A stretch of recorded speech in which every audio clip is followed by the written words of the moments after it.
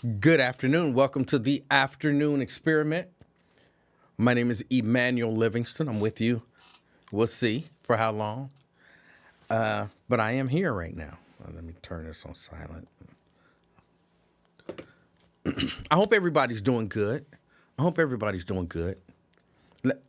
knew that was going to happen as soon as I went. I knew it. Well, thank you everybody for checking out the show.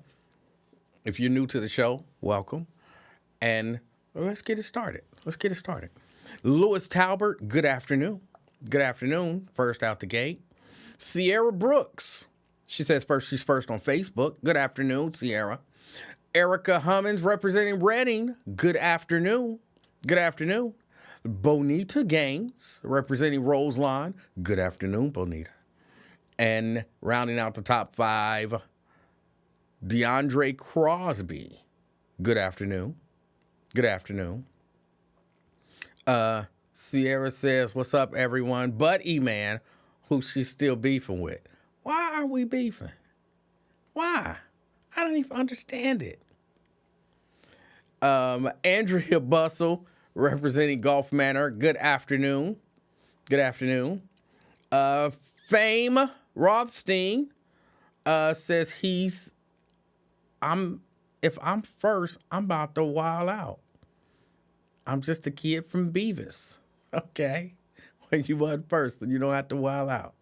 Or anything else.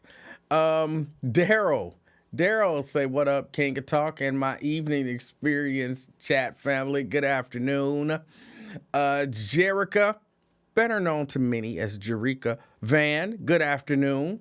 We got Wonder Woman, Jacqueline Carter in the house representing, she put Evanston, but I think black people around here call it Evanston. It's like Livingston, but different. So she's representing Evanston. Good afternoon. E-Man, you can use the word experience since you do the show in the evening now. Carolyn Smith, good afternoon. We got Regina Denson Griffin out there in Madisonville. Good afternoon, Regina. Samuel Campbell Jr. representing Oakley. Good afternoon. Big Bill.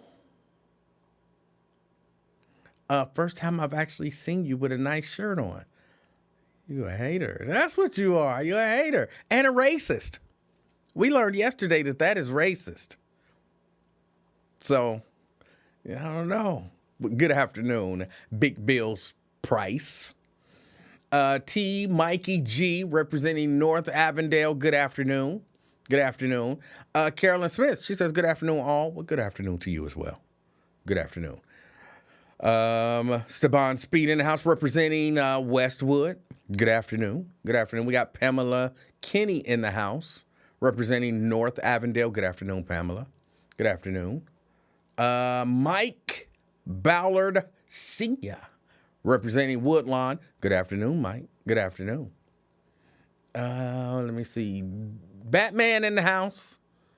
Hey, from Westwood is Batman. Danny B. Dozier. I never actually did look into that, but I will one of these days.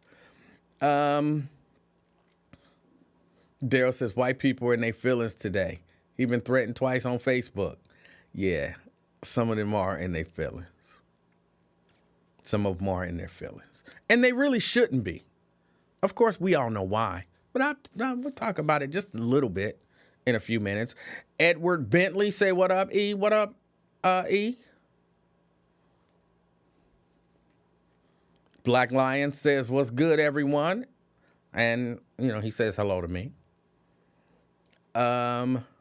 Yes, Sierra. That is the literal definition of being a racist. To criticize somebody's clothes. Dee Dee Williams, Covedale checking in. If you consider that a neighborhood, I don't know. If you consider it a neighborhood, then you represent it. We got Lamont Edwards in the house. Good afternoon, Lamont. Good afternoon. Lamont Edwards representing Madisonville. We got Madisonville in the house. Good afternoon. Good afternoon. Lily Edwards. How old are you, Lily? How old are you? This is going to sound crazy, but Lily sounds like an old name to me. Lily sounds like a lady easily in her mid-60s. Easily. I could be wrong. That you don't have to be. I'm just asking. But good afternoon, Lily. Good afternoon. Dwayne Larkin's in the house representing Mount Airy. Good afternoon. And I don't know if I said Lily is from Westwood. She's representing Westwood. Good afternoon. Mary Birch Lavender. She says howdy, and she's representing White Oak. Thank you for checking out the show. Veronica Burdine out there in College Hill. She says a blessed evening to all. Oh, you can't beat that. A blessed evening to you as well. James Benta. He said, what up, King of Talk? What up, James? What up? Let me see. Will Jones. Ain't seen Will here in a minute. Says, hope everyone's been good. He's in the building. Hey, when you get celebrities and high-profile folk in the building, you got to act right. My mom used to don't be showing out because people here. So I can't be showing out. Phil Freeman. He's representing, where is your car located? Where's your car located? That's where you represent. You don't represent the car. You represent the area the car is in. Phil, thank you for checking out the show.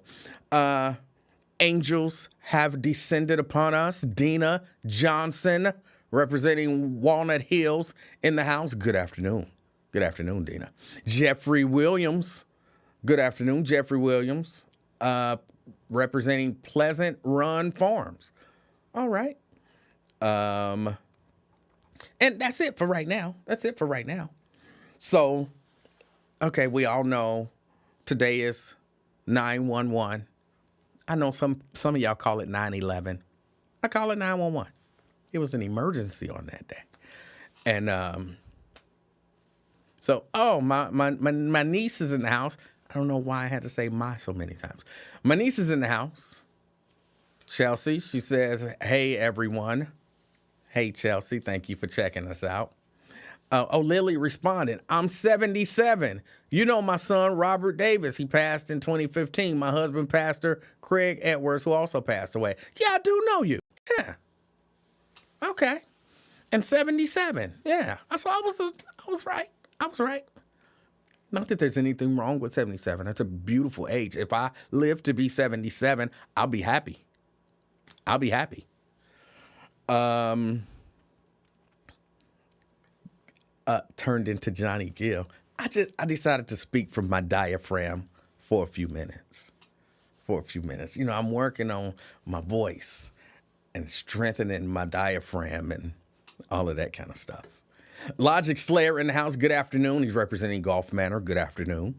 Good afternoon. Thalia Cooks says East Coast here. Where on the East Coast? I'm sorry. Where at on the East Coast? Where?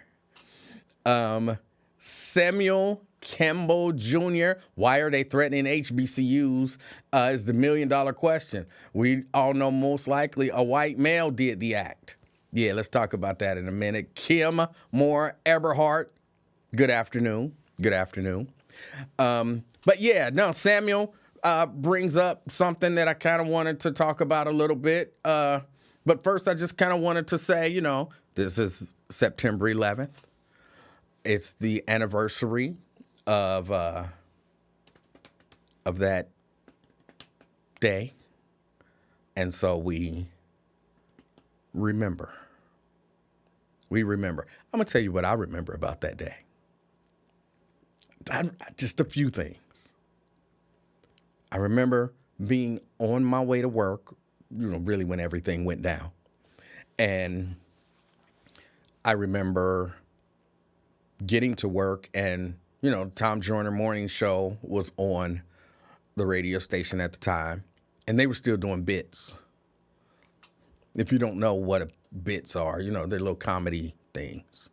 So, it took them a while to catch on, which, if people don't know, a lot of times when America goes through stuff,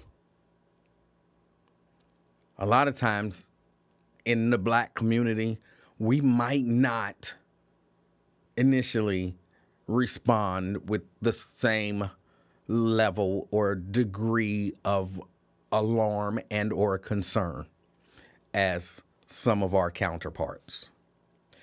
There's something to the reason why, we don't, some of us, we don't connect as much to America, to her trials and tribulations and all of that kind of stuff, as some other people do. As we feel like we've been, and to some degree still are, victims of America. And it's hard sometimes to look at the person victimizing you and view them as a victim. So, 9/11 was going on, and I remember people were calling the radio station because we had switched and we were just running ABC News.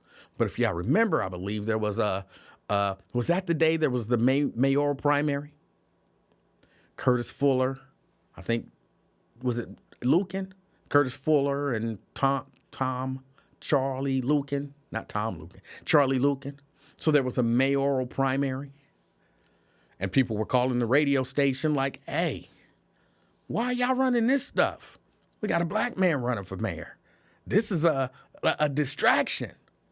They trying to distract us from voting. And I'm thinking, really, y'all really believe that they knocked down the World Trade Center towers to stop y'all from voting for Curtis Fuller? That's what y'all think, for real?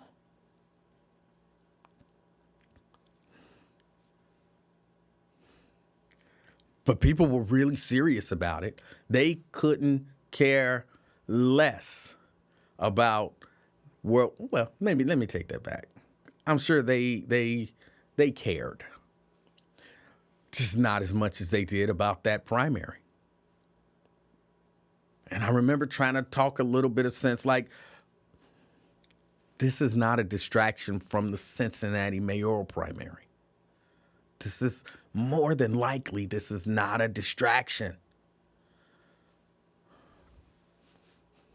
And Curtis Fuller, I believe, won that primary. I remember when the first tower fell, which I don't remember, North Tower, South Tower, I don't remember all that. When the first one fell, I was the only person in the room watching the TV. And I saw it fall, and I was like, hey, did y'all see that tower just fell? But because upon looking at it just immediately, there was still a lot of smoke from where it fell, so people didn't believe that it fell. And I'm like, for real, it fell. And they're like, it didn't fall. And then, later on, people were saying, the tower fell. And I'm like, I told y'all it fell. And then I remember when the second tower collapsed, screaming ensued. And again, I'm one of these people who, I don't believe in just willy-nilly screaming. You know what I'm saying? Like, what? Screaming? I think when you scream, it's really supposed to be for attention. That's why you scream. You scream to, somebody doing something to me. He's got me, and y'all ain't paying no attention. Ah, ah! You know what I'm saying? That's why you scream.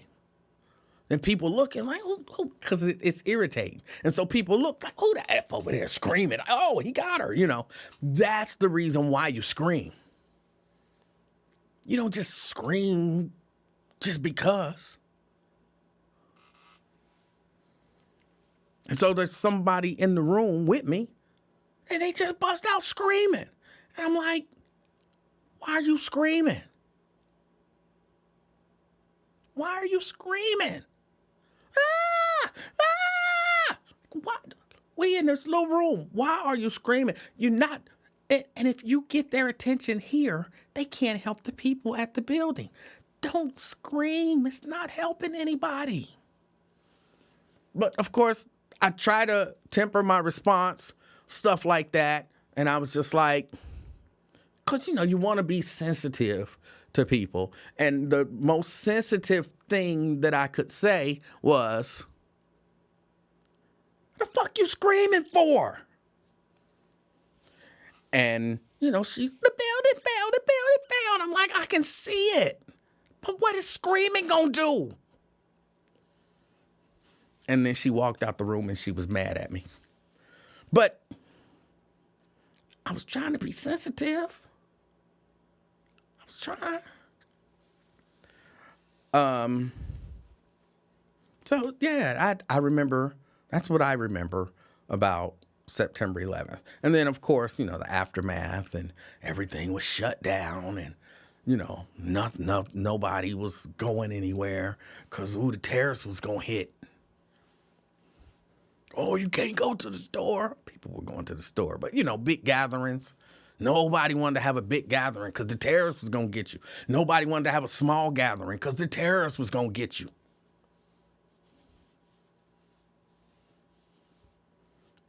Really? Y'all really believe the terrorists gonna get? It's 6 of us. Y'all think the terrorists is gonna come and get us? They probably not gonna be able to fly planes into this little apartment. You know what I'm saying? It's just not reasonable, but we're not always reasonable. We're not always reasonable.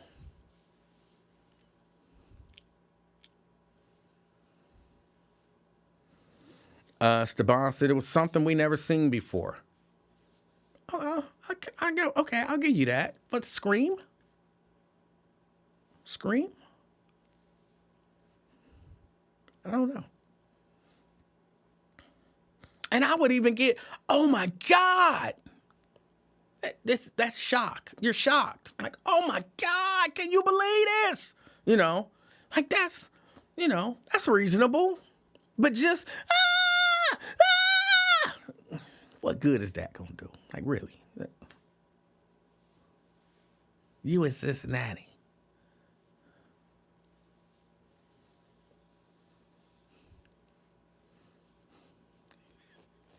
Twin says, Emanuel Livingston, you are a Terrorist. I'm a terrorist. Not exactly sure what a terrorist is, but okay, if you say so.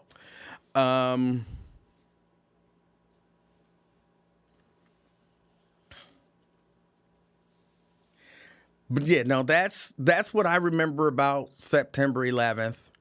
People were really mad at, I mean, it ushered in a new wave of extreme racism.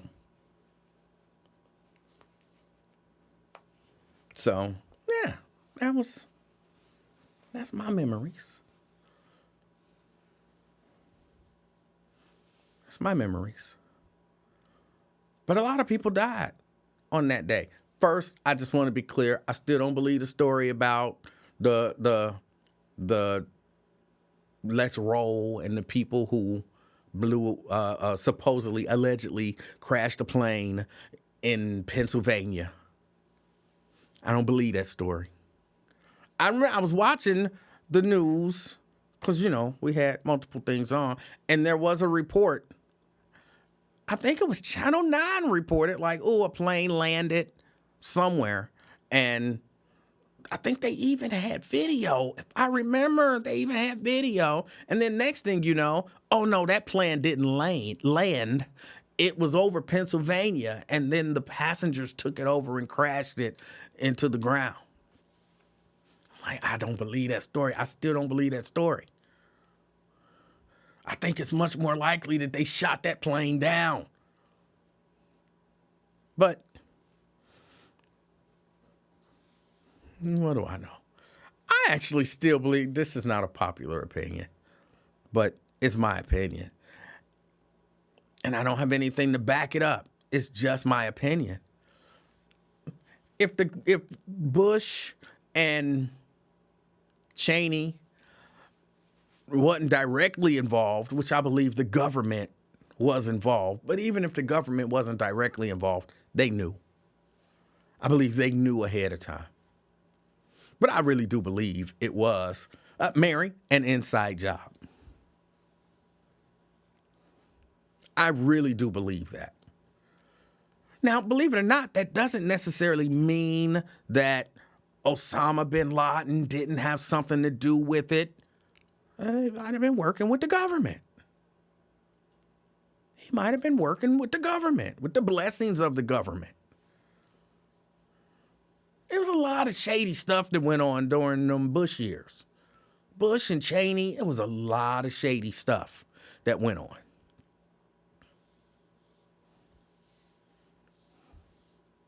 So I don't know. I just, I have my beliefs, and they're my beliefs. I don't have any proof. I'm not a structural engineer, or, I can't tell you the temperature that steel melts and how it melts to basically implode buildings that were hit by airplanes and apparently implode nearby buildings that were not hit by airplanes. Because nobody talks about, what was it, Building 7?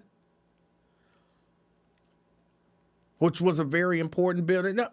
Nobody really talks about that anymore. But another building collapsed. I don't remember exactly what was in Building 7. At one point, I knew this stuff. I don't remember what was in Building 7. What was in Building 7 that in the building collapsed? I know somebody, one of my conspiracy theory people know.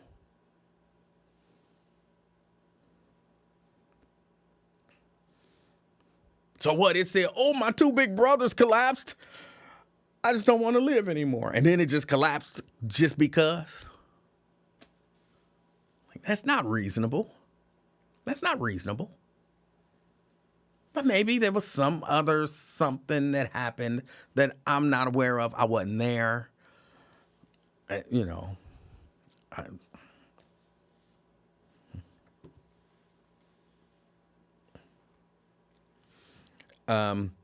that was September 11th. First big event that I remember happening.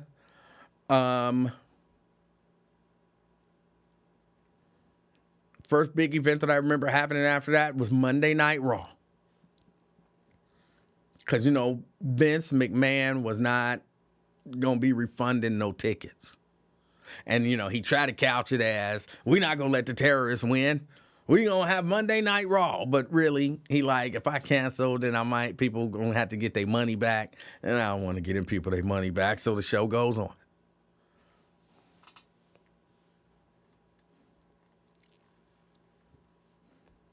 Dwayne Larkin says gold. That was what was in Building 7. It was not aliens. It was not aliens. Jarika says aliens. No, it wasn't aliens. Everybody knows they were in Area 51. So that's that. What else? The Charlie Kirk thing. I actually did eventually watch the video from when he got shot. I watched actually two different angles. Actually, I think I watched 3 angles. 2 or 3 angles. From him getting shot, and yikes. Let me say, I don't agree with Charlie Kirk. That, hey, sometimes some people got to get shot and die to protect our Second Amendment rights. He believed that it's just a part of, if you're going to have a Second Amendment, some people, they're going to be, some people are just going to be collateral damage. Like, hey, if we going to have guns, Some people gonna have to lose their lives in order for us to maintain the right to have guns. Yeah, that's what he believed. So what they say, he walked it like he talked it. He walked it like he talked it. I'm certain he didn't mean himself, but I would imagine, based on, his comments, if he were still here, he'd probably say, hey, sometimes people just got to die to protect our Second Amendment rights. And I happen to be one of those people.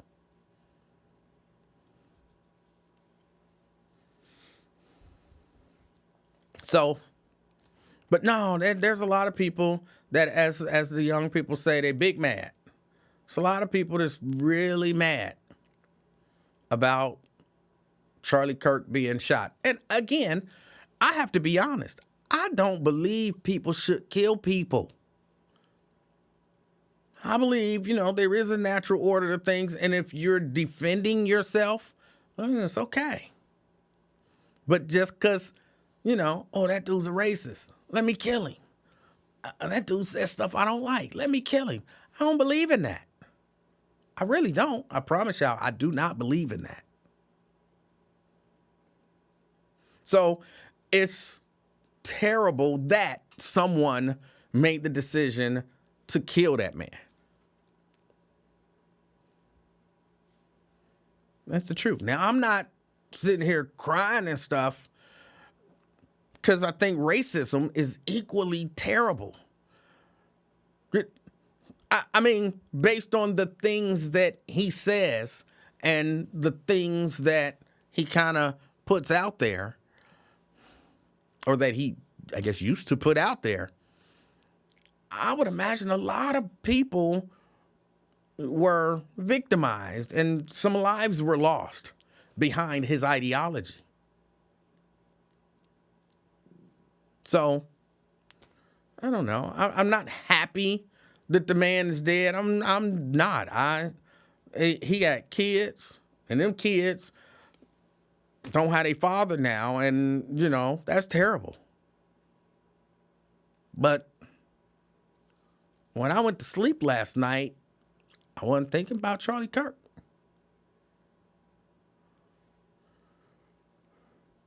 And when I heard about it, I was like, oh my goodness, he a racist. And somebody shot him.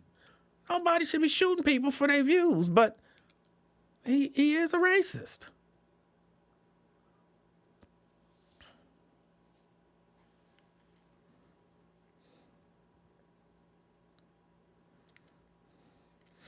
Sierra says, I was told that we shouldn't care about his racism because he didn't have any impact on the lives of black people or something like that. I don't know that that's true.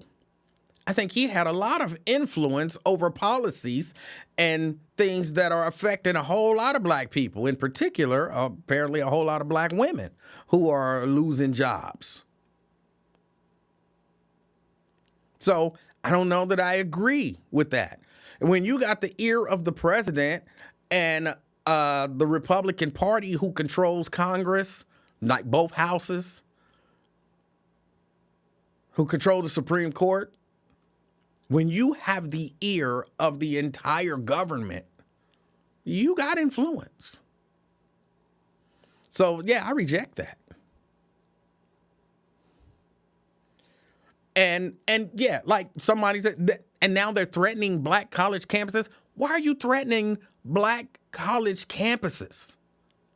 The picture, hold on, that the FBI released, that don't look like a black college campus guy. This is their person of interest.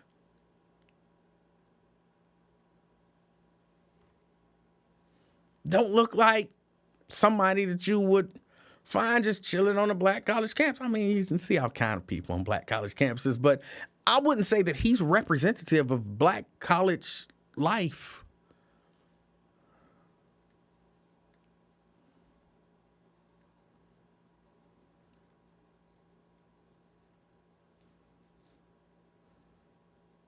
So they mad at black people because probably a white dude killed another white dude. Now tell me how that makes sense. Hey, a white guy killed a white guy. Let's go get the black people. That don't make sense to me. But, who am I? What do I know? And you notice nobody's talking about white on white crime. Nobody's talking about white on white crime. I don't have a picture of the dude who went and shot up a school. He was a white boy. And I'm saying white boy, he was a boy, and he was white. What do they call him? A baby face, I don't know, what did they call him? Baby-faced attacker. That's what they call him. The baby-faced attacker. Nobody's talking about white on white crime.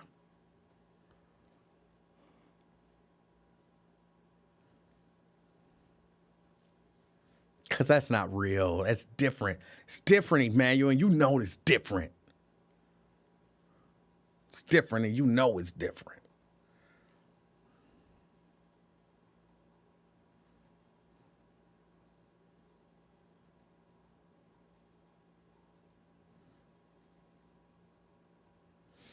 Black Lion say F his kids. That's the same thing I would have told Donald Trump about his kids. I don't agree with that. I'm just being honest. I don't. I'm that kind of guy. Like, I don't believe people should be harming people. I just don't. I'm not telling you got to feel like I feel, but I'm telling you how I feel.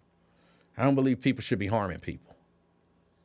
Not, for if he did something, to you, do what you got to do. But he said some stuff I don't like. And I mean, granted, he had influence, but that's not the way we're supposed to deal with people with influence and in a political realm. It's just not.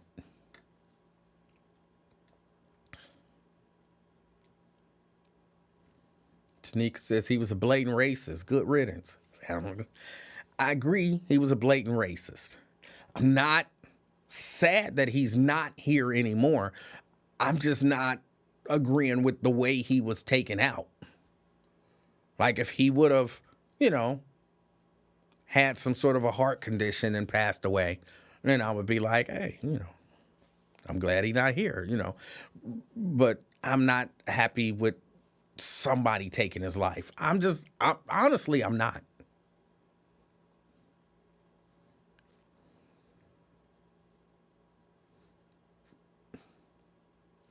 Hibadothia says that's an AI image. I don't know if it's an AI image or not. It's the image that they've released, and I'm not vouching for its authenticity. I'm just saying it's the picture that they released.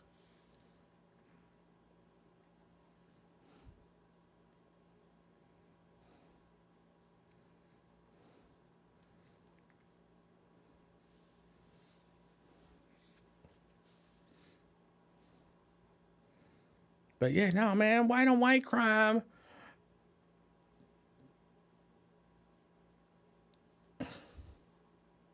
It's real. Jericho says we ain't supposed to be concerned with what they do. Brenda says we don't know the reasons he was killed.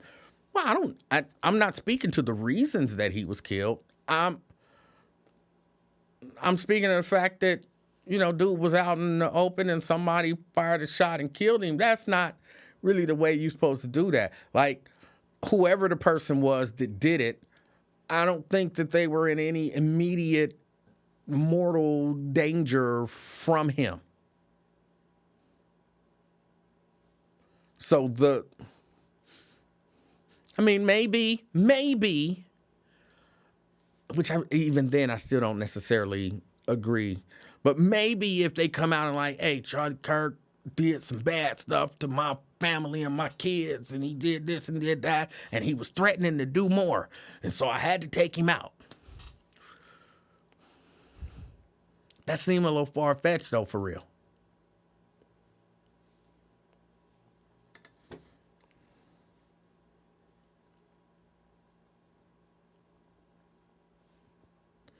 Brendan said when they hit Nancy Pelosi's husband in the head, they make mass jokes. Well, they're wrong. They're wrong. And I believe, y'all know this about me, I believe in giving people a taste of their own medicine. I really do. But I don't necessarily believe in being like, you don't have to do everything that they do. Even for me, here and there, a few things are off limits. Okay, let me take that back. I won't necessarily say off limits, but maybe people shouldn't do it. Maybe people shouldn't do it. And, politically speaking, I'm okay with people not caring. I'm comfortable with that. I'm okay with, people like, hey, you know what I'm saying? You live a certain life and you what somebody said, you put out a certain energy and that's the energy that you get back. I'm okay with people saying and acknowledging that. I don't know that I like people necessarily joking about somebody being murdered.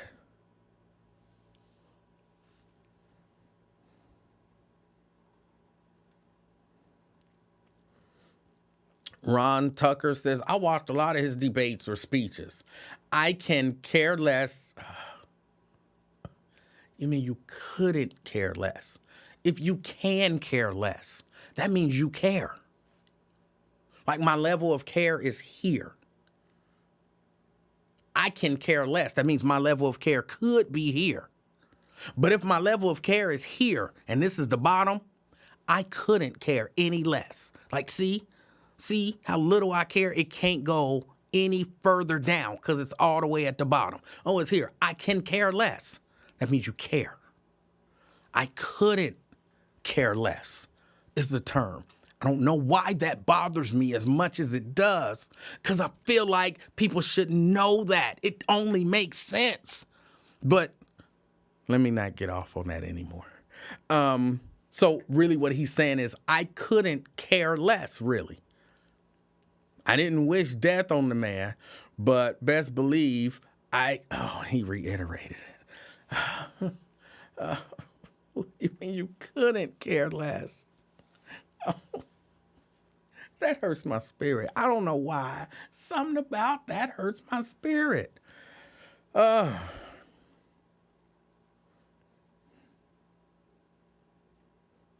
Stephanie High said it's unacceptable. Don't take his beliefs out on his children. I mean, unless, of course, his children have espoused those same beliefs. In which case,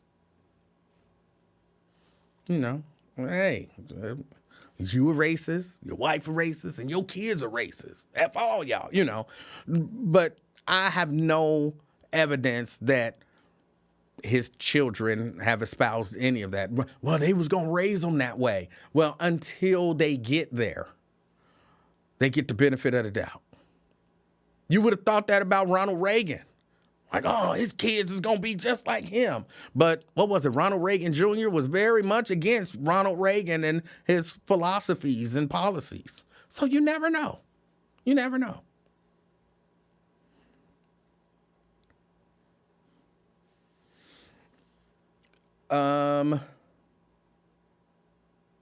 Someone told me Trump fired all of the people that could have found the shooter by now. That's possible. That's possible. Tanika says, how someone dies is out of control. It's up to the Most High God. I don't know if I agree with that. I might agree that when someone dies is up to God. But how is up to God? I don't know if that's true. I don't know if that's true.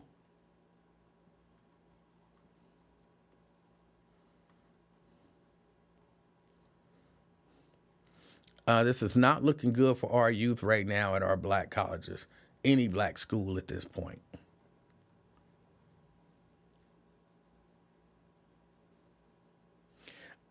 Sammy says, the part that gets me so angry is that they're showing Charlie Kirk more reverence than any school or church shooting in America. Very true.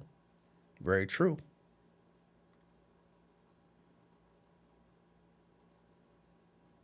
Yeah, I saw Wonder Woman. I saw that video too, I believe. The same. Said he was going to be the next president. He was crying. He was crying. Like crying hard too. Daryl says he believed Trump administration ordered a hit. Trump realized he was slipping significantly in approval polls and with all the stuff going on with Epstein files.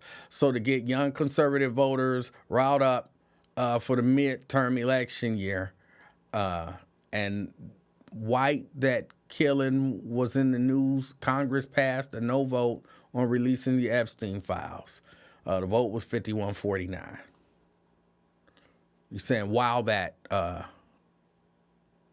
maybe that is a L. It looked like a T from here. While that killing was in the news, Congress passed a no vote on releasing the Epstein files.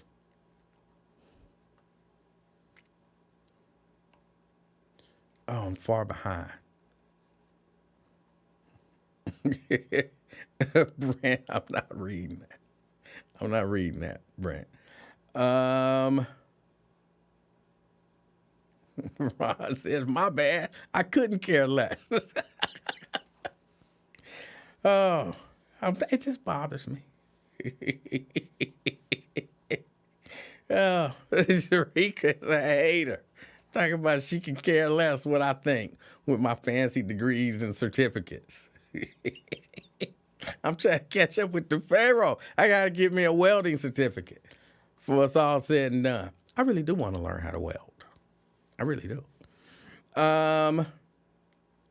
Hey, can you change the subject? You're giving this man too much time and energy.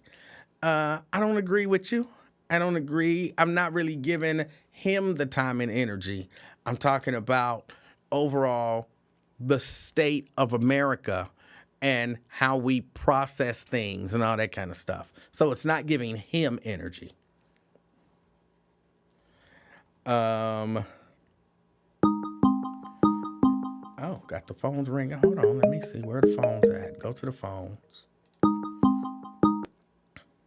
Caller?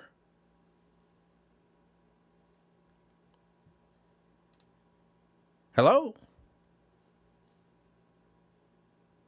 Hello? Caller? Hello? I don't know what happened. They're... Looked like they were still there, and then they hung up. Okay. Maybe it was on my end. Call back, caller. I reset the phones. I didn't shut it down like, I normally do. So if you call back, and hopefully it'll work this time. And if you want to give me a call, 513-717-KING. It's 513-717-5464. All right. Caller. What's up, E? How are you? I'm okay, bud. Who is this? It's Twin. You at the airport? No, I'm outside chilling. And you got me on speaker outside? I ain't on speaker. Why you say that? Bro, I'm on speaker. You're not on speaker, man. I am on you on a Bluetooth or something? I'm on my landline, man. You are not. Your landline couldn't possibly sound that bad. And how you on a landline outside? I'm sitting on the porch, man. Hold on. You got a wireless phone? Yeah. Oh, my goodness. I think... You want me to call you back on my horn? All I know is this sounds like I'm on speaker and you're outside. It sounds horrible. I'll call you on my horn, man. On your horn? My phone, man. Okay. Silly. All right. It's always an adventure. It is always an adventure. How that was clearly It was something. It was a, always an adventure. Um, where was I? And I was Twin on his landline outside sitting on the porch. He had me on, yeah, I'm sorry. You're right, Wonder Woman. He was on his cordless phone, his 900 megahertz cordless phone. Twin. Was you trying to make fun of me or something, man? A little bit, yeah, because you was on a 900 megahertz phone, I was on my landline, man. cordless. Yeah. That sounds terrible. Get you a new one. They got new ones. I mean, even though it don't seem like it, they actually are still making phones. Go get a decent phone. Man, and the phone, all right, man. I don't use the phone really no way. It's really So, not. But what's on your you mind? said what? You said it's bad. No, I said what's on your mind. Oh no, man, I ain't too much wanna, vent with you in case you make fun of me or something like that. Nice shirt you got on. Where you get it from? I don't remember where I got this shirt from. I done had this shirt for years. Why you always concerned about my clothes? That's racist. I thought you was gonna come in like the Pillsbury Dope Boy or something today. Something like the type 4X or 2X or something. 2T. No, I'm pretty sure you are the Pillsbury dope boy. Probably is, man. I've Yeah. been eating a lot, but I'm trying to slow down. Went to the doctor the other day, man. Hey, buddy, your cholesterol's high. I said, Doc, I eat fried food a lot and everything. He said, slow down. I said, I will. So, Okay. yeah, my cholesterol high, man. I've been eating a lot of fried food and everything. But I got to stick with my beans and cornbread and everything. I don't know that got anything to do with you being the Pillsbury dope boy. On my stomach and everything, No, man. Like I'm talking 8 about. months pregnant. I said the Pillsbury dope boy Yeah, whatever. with a P, dope, Yeah, whatever. like I that heard stuff what you people said. sell. You know. Yeah. Man, it sounded like it was a hit, man. From me just looking and observing and everything and reading, man, it seemed like it was a hit on old boy, Charlie Kirk dude. How you figured Man, it? How did you come to that conclusion? hey, man, the dude probably want to, go against Trump and him probably wanted to come the next president and all that, man. It seemed like it was a hit. Then Hold on. dude, man. Wait, hold on. Before you go to hold on, dude, I'm just asking you, what did you see to make you believe what you believe, or you just believe it Man. because you heard somebody else say it? No, he was too conservative, and once you be too conservative and they don't go with your agenda, like, man, he might say something. He talk too much. Who something is like this that. saying that? Who's saying, oh, he might say something? He talking too much. I mean, he know too much and everything. And Trump, his party and everything. Wait, so you think You Trump? know, his circle. So you think Trump had him killed? Yeah, I really do. It was a hit. Dude, too conservative, and he was making. Remember, he was making a lot of noise, man, when he first came out. For the last 13 years, maybe, something like that. He was making a lot of noise, and then now that he realized, it's just like Malcolm X, when he was with her for so long, and he got knowledge and everything about what Muhammad was doing. He's like, man, this ain't right. Hey, off with your head. And that's how Trump feels. Now, he know too much. He in the game. He probably try to come the next president. He try to do this and all that. He too conservative. And he got knowledge of everything. But I'm saying, hey, I understand what you're saying. I don't necessarily understand why you're saying it. What have you seen to make you believe that? That's what I'm asking. man, hey, man, dude, they got the picture of, he's in all black, sitting on top of the roof in all black. What'd he do? Leave his ID or something like that? How y'all gonna know who it is? How you go do your investigation? Whatever. What? The fabrics of his clothes and all that. Did you see dude on the top of the roof? Wait, before I answer your question, please answer mine. I'm saying I understand what you're saying. What I don't understand is what have you seen to make you believe that Trump would put out a hit on this guy? You ain't gotta see it. You just gotta listen to how dude from years and years past along. He's talking too much. He got knowledge now. Yeah, I base this scenario with Malcolm X. Right, I know. combined them together. When Malcolm X when Malcolm X was on that, oh yeah, you right, Farrakhan, you right, Muhammad, Elijah Muhammad, you right. But when he went over there and got knowledge over there in Mecca and came back, I'm not on that. I'm not on that. They was lying to me the whole time. And what knowledge? And that's how. Hold on. What do you believe Charlie Kirk was saying that was so powerful that Donald Trump would have him killed?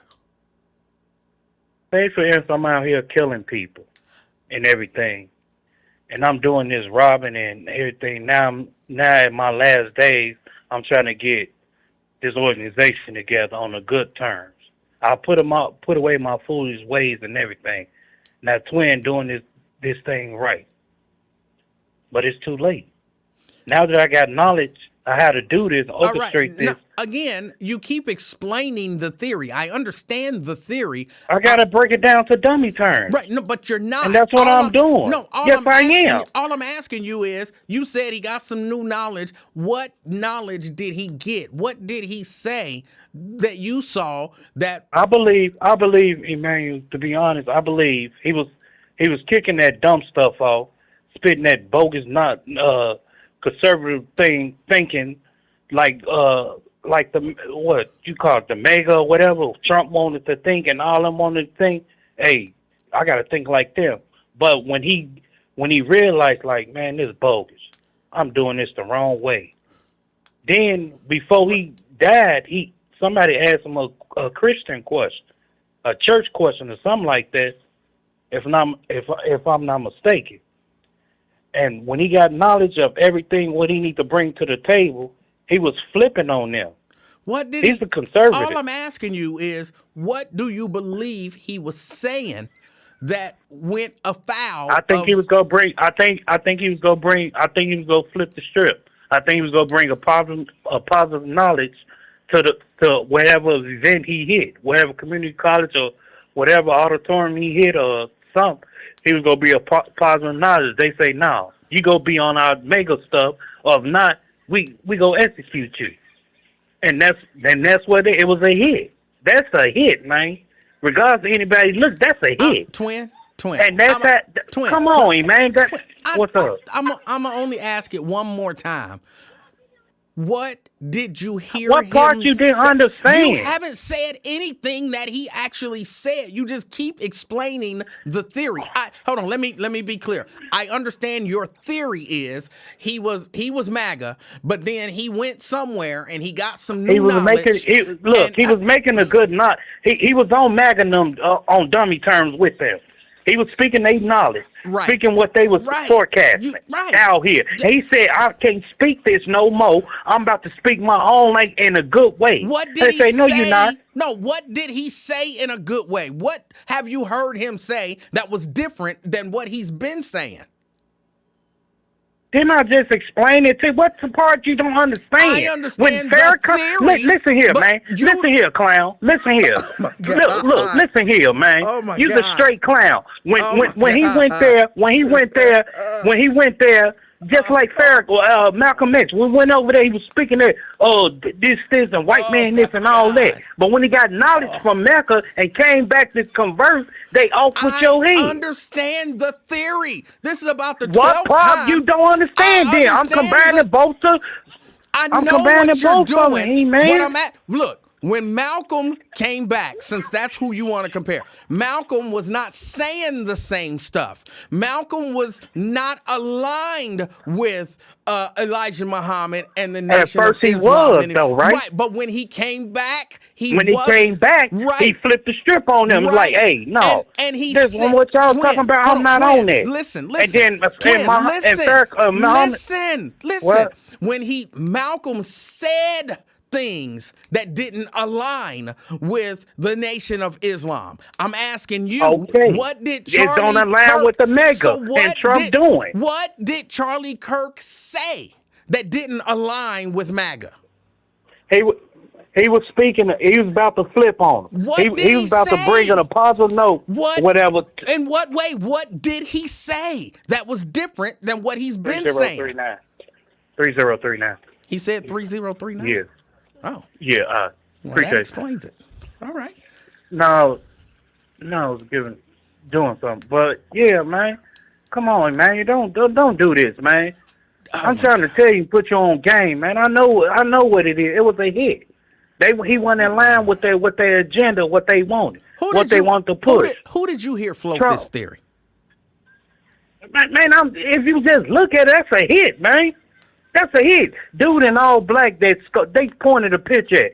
Dude sitting on there, all black, man. So anytime you get shot by somebody in all black, it's a hit. No, he was sitting. I'm saying they had that old man or somebody in custody and stuff, but they let him go. Say no, he ain't this. We got somebody. And so in your mind, because they had the wrong person in custody, that proves it was a hit. Man, they showed the dude. Man, they showed the dude on top of the roof. And so dressed in all black. So anytime you got a person in all black and they shoot you, that proves Come it's a on, hit. man, quit doing that, man. Why you do that? Man, you horrible, man. Oh my God. You trash, man, today, man. Loosen your damn shirt or collar or something, man. You trash, man. God ain't got nothing to do with this.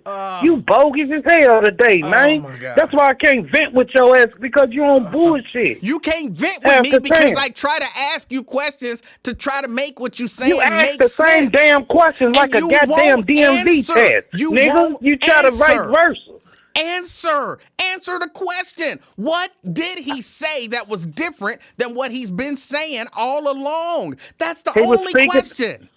No. What exactly did he say that was different than what he's been saying all along? I only speak English, man, and a little bit of Spanish, a little bit. But that other language you talking about, whatever you talking about, man, he was go flip on them, man. He was go flip on them. Okay. He was bringing a positive note. If you these last month or two, listen to his speeches, whatever. That's what I'm asking you. What did he say in those speeches that's different than what he's been saying all along?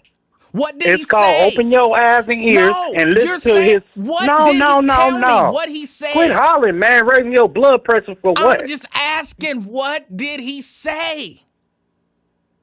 He was bringing a positive note, man. In what way? What did he say? He wasn't speaking that racist stuff like he used to. So what was he saying? What did he say? You know what he said? No.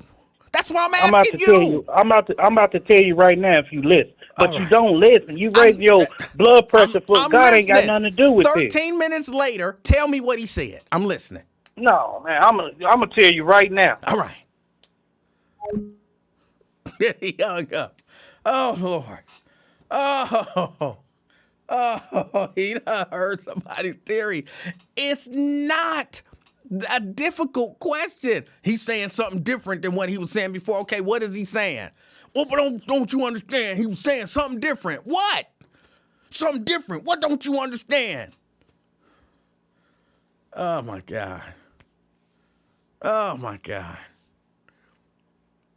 Charlie Kirk wasn't saying nothing different than what he been saying. And I'm not saying that it was or was not a hit. I don't know if it was a hit. I don't know. I mean, if you that far away and you make that shot, that seem like it's somebody who's a skilled shooter.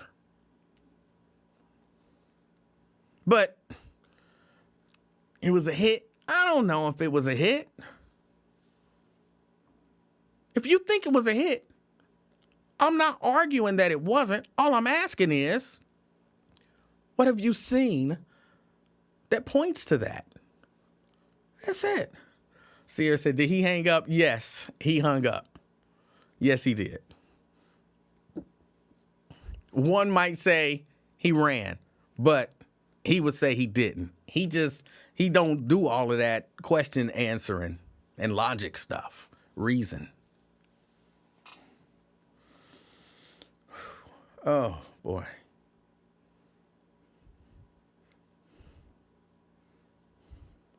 And people swear up and down, I'll be doing something.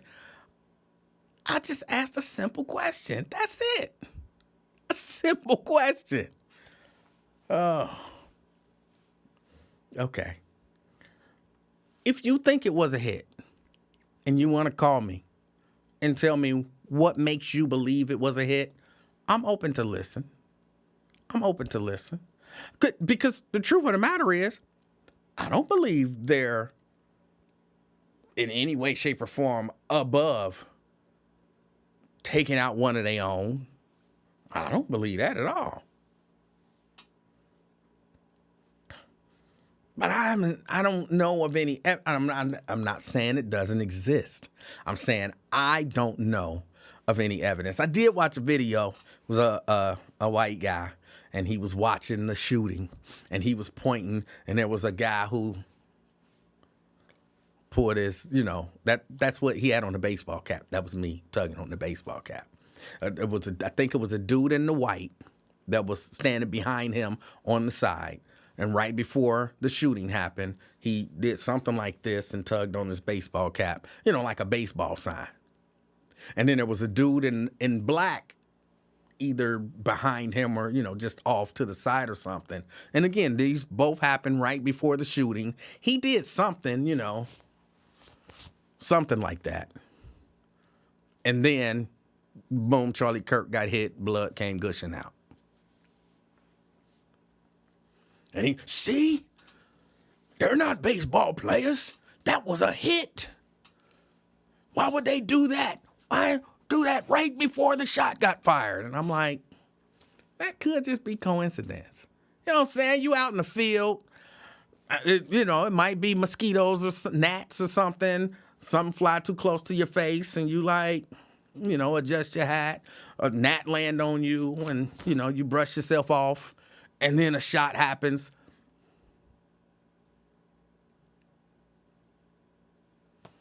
Could be coincidence.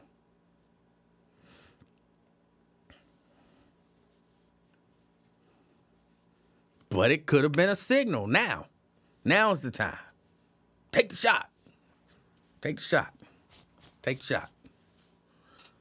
Could be, but I don't know. That's kind of flimsy in terms of evidence that something was a hit.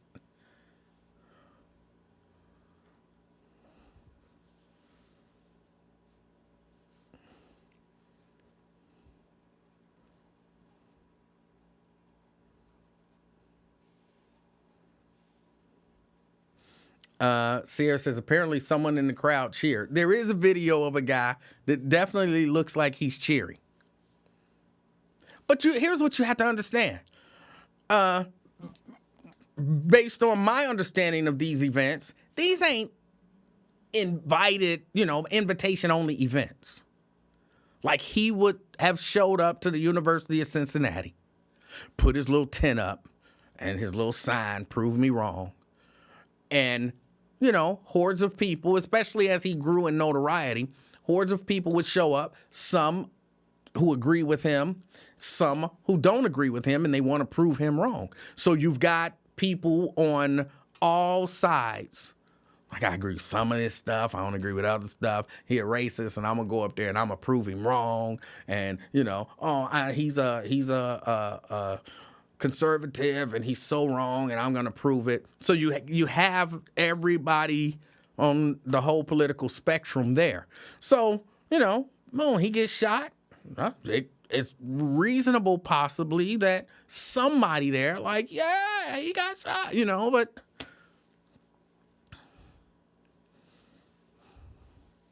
that still don't prove it's no hit. It's a guy got shot. And he died. He was well known. And it is what it is.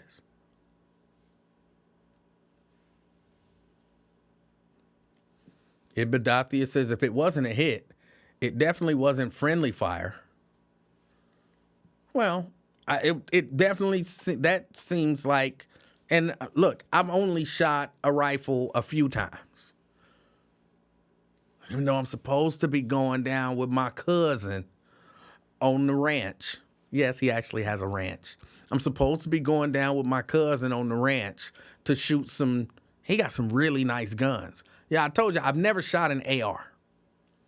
So, go down there and do some shooting. But I don't know that 200 or so yards away, I would be able to strike somebody in the throat. You know what I'm saying? That seemed like a kind of a, they moving too, So that seemed like it would take a little bit of skill, a whole lot of skill to make that shot.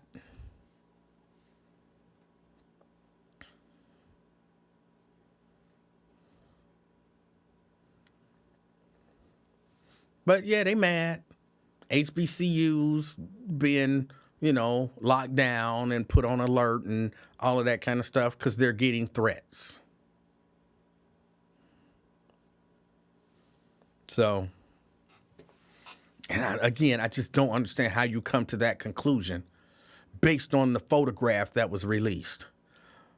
Black people getting blamed for what? It's a little bug in here. Buzzing around. See, one might think I'm giving a signal. This is not me giving a signal. It's a little bug in here, like a gnat buzzing in my ear.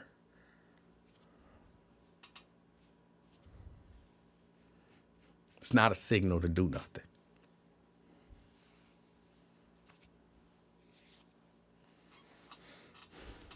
But based on that picture, how do you blame black people for this? But they find a way. And then the people talking about, the left, and they, say all these stuff, and they call us names, and they this and they that. And I'm like, have you ever heard of Donald Trump? Who called more names than Donald Trump? Who say more outlandish stuff than Donald Trump?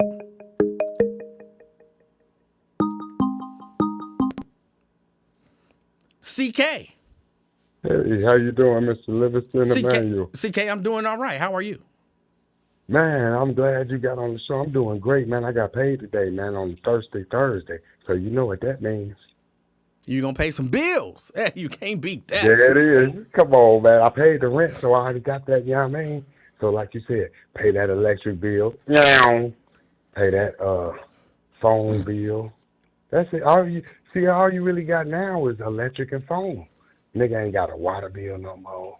Brother ain't got no ain't got nothing. Just electric and phone and rent. Consolidated. Cincinnati, I like living here, Emanuel. But I was calling you about the assassination dead man, Chadwick. What's his name, Chadwick? Sure. That's a good name for him, Chadwick. First, Chadwick guy. First, okay, I reject that it was an assassination.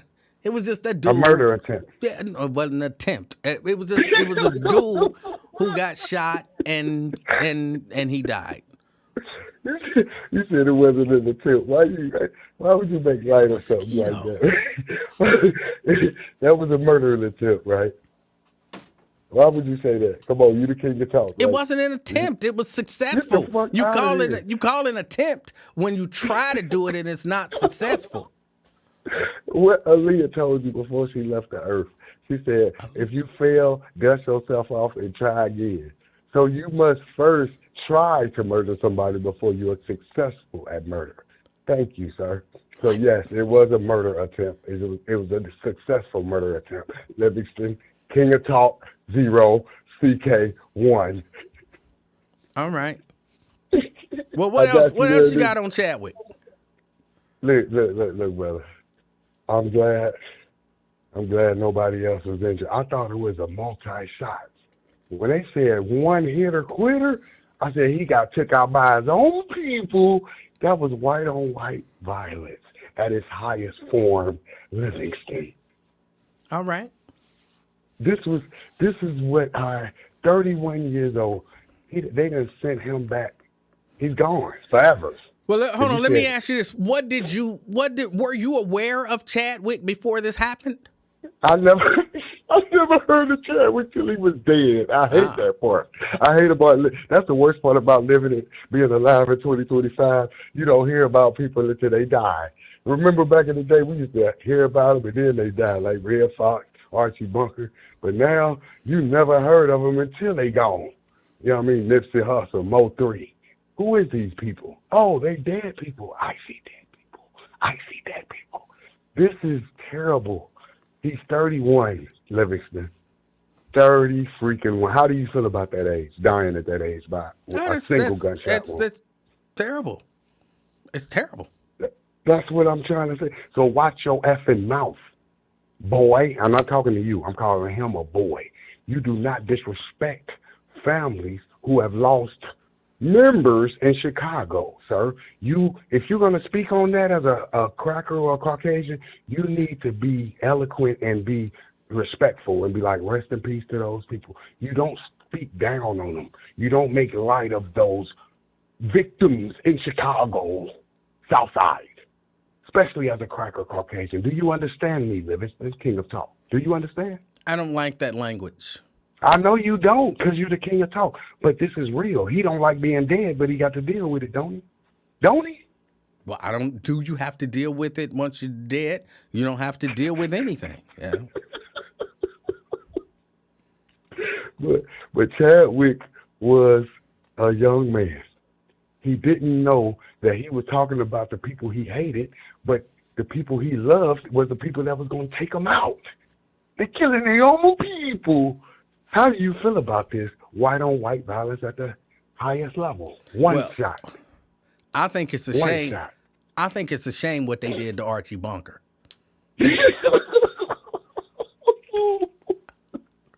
What did they do to Archie Bunker? I don't know. You brought him up in the conversation about not knowing people until they dead. So I'd imagine Archie Bunker is dead, and it's a shame what they did to him. So I was trying to follow along as best I could. But do you hear me though? Watch your mouth. You know, you're the king of talk. I don't hear you celebrating deaths on your platform. You might mourn. Sometimes you don't give a damn. You know, that's as bad as you go. You don't really lay on the fire on a dead person. I never really heard that. But that is dangerous rhetoric by anybody, any race. Trust me. You don't get on public platform and disrespect dead people. The dead people have living relatives that will murder Livingston. Do you understand? I do. So don't get on. That's what I'm saying. It's the afternoon experiment. He went on a suicide experiment. He thought he could just talk about these people like they didn't matter. They couldn't reach out and touch them. Oh, we.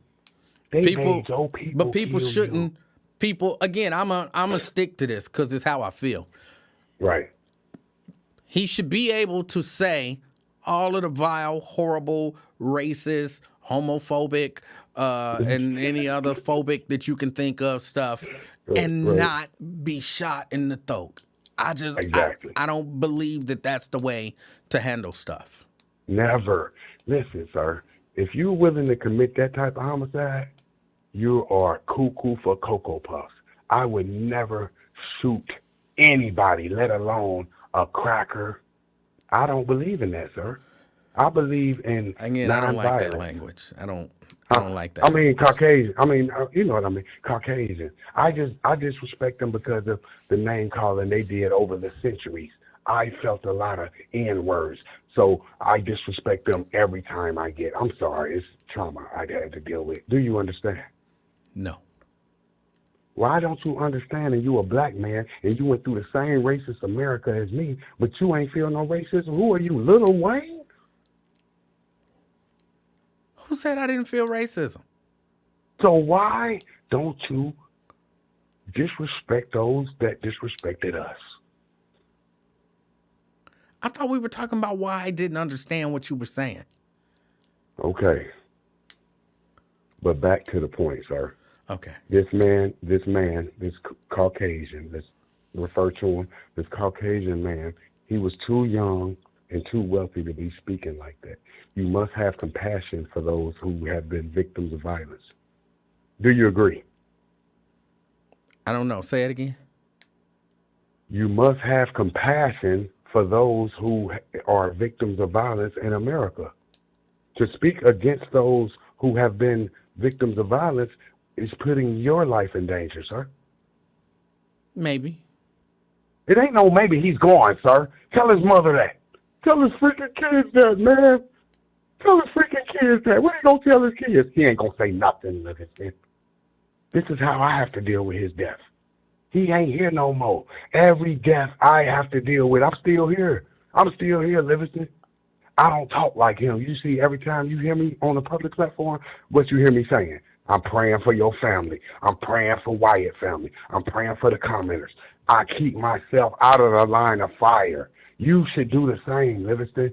You must teach the people when you talk publicly, talk in peace. Gandhi, Martin Luther King, Malcolm X. These people were not about violence. Huh?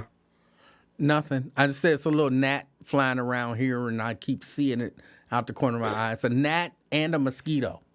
And so I keep rubbing myself because, you know, the mosquitoes will land on you and they bite you and you don't feel it because, you know, they got that whatever in they whatever it is that they stick in you to draw your blood out, and you don't feel them land on you. So I just keep, because hopefully if he owned me, then I get him. Did they arrest the assailant? Yes, sir. No. Or at least Do they know? they hadn't by the time I came on air. They had just released a photograph of a person What do of you look interest. A white guy. Yeah. Thank God. That's all I was hoping for. I didn't pray for it, but I was hoping that it wasn't.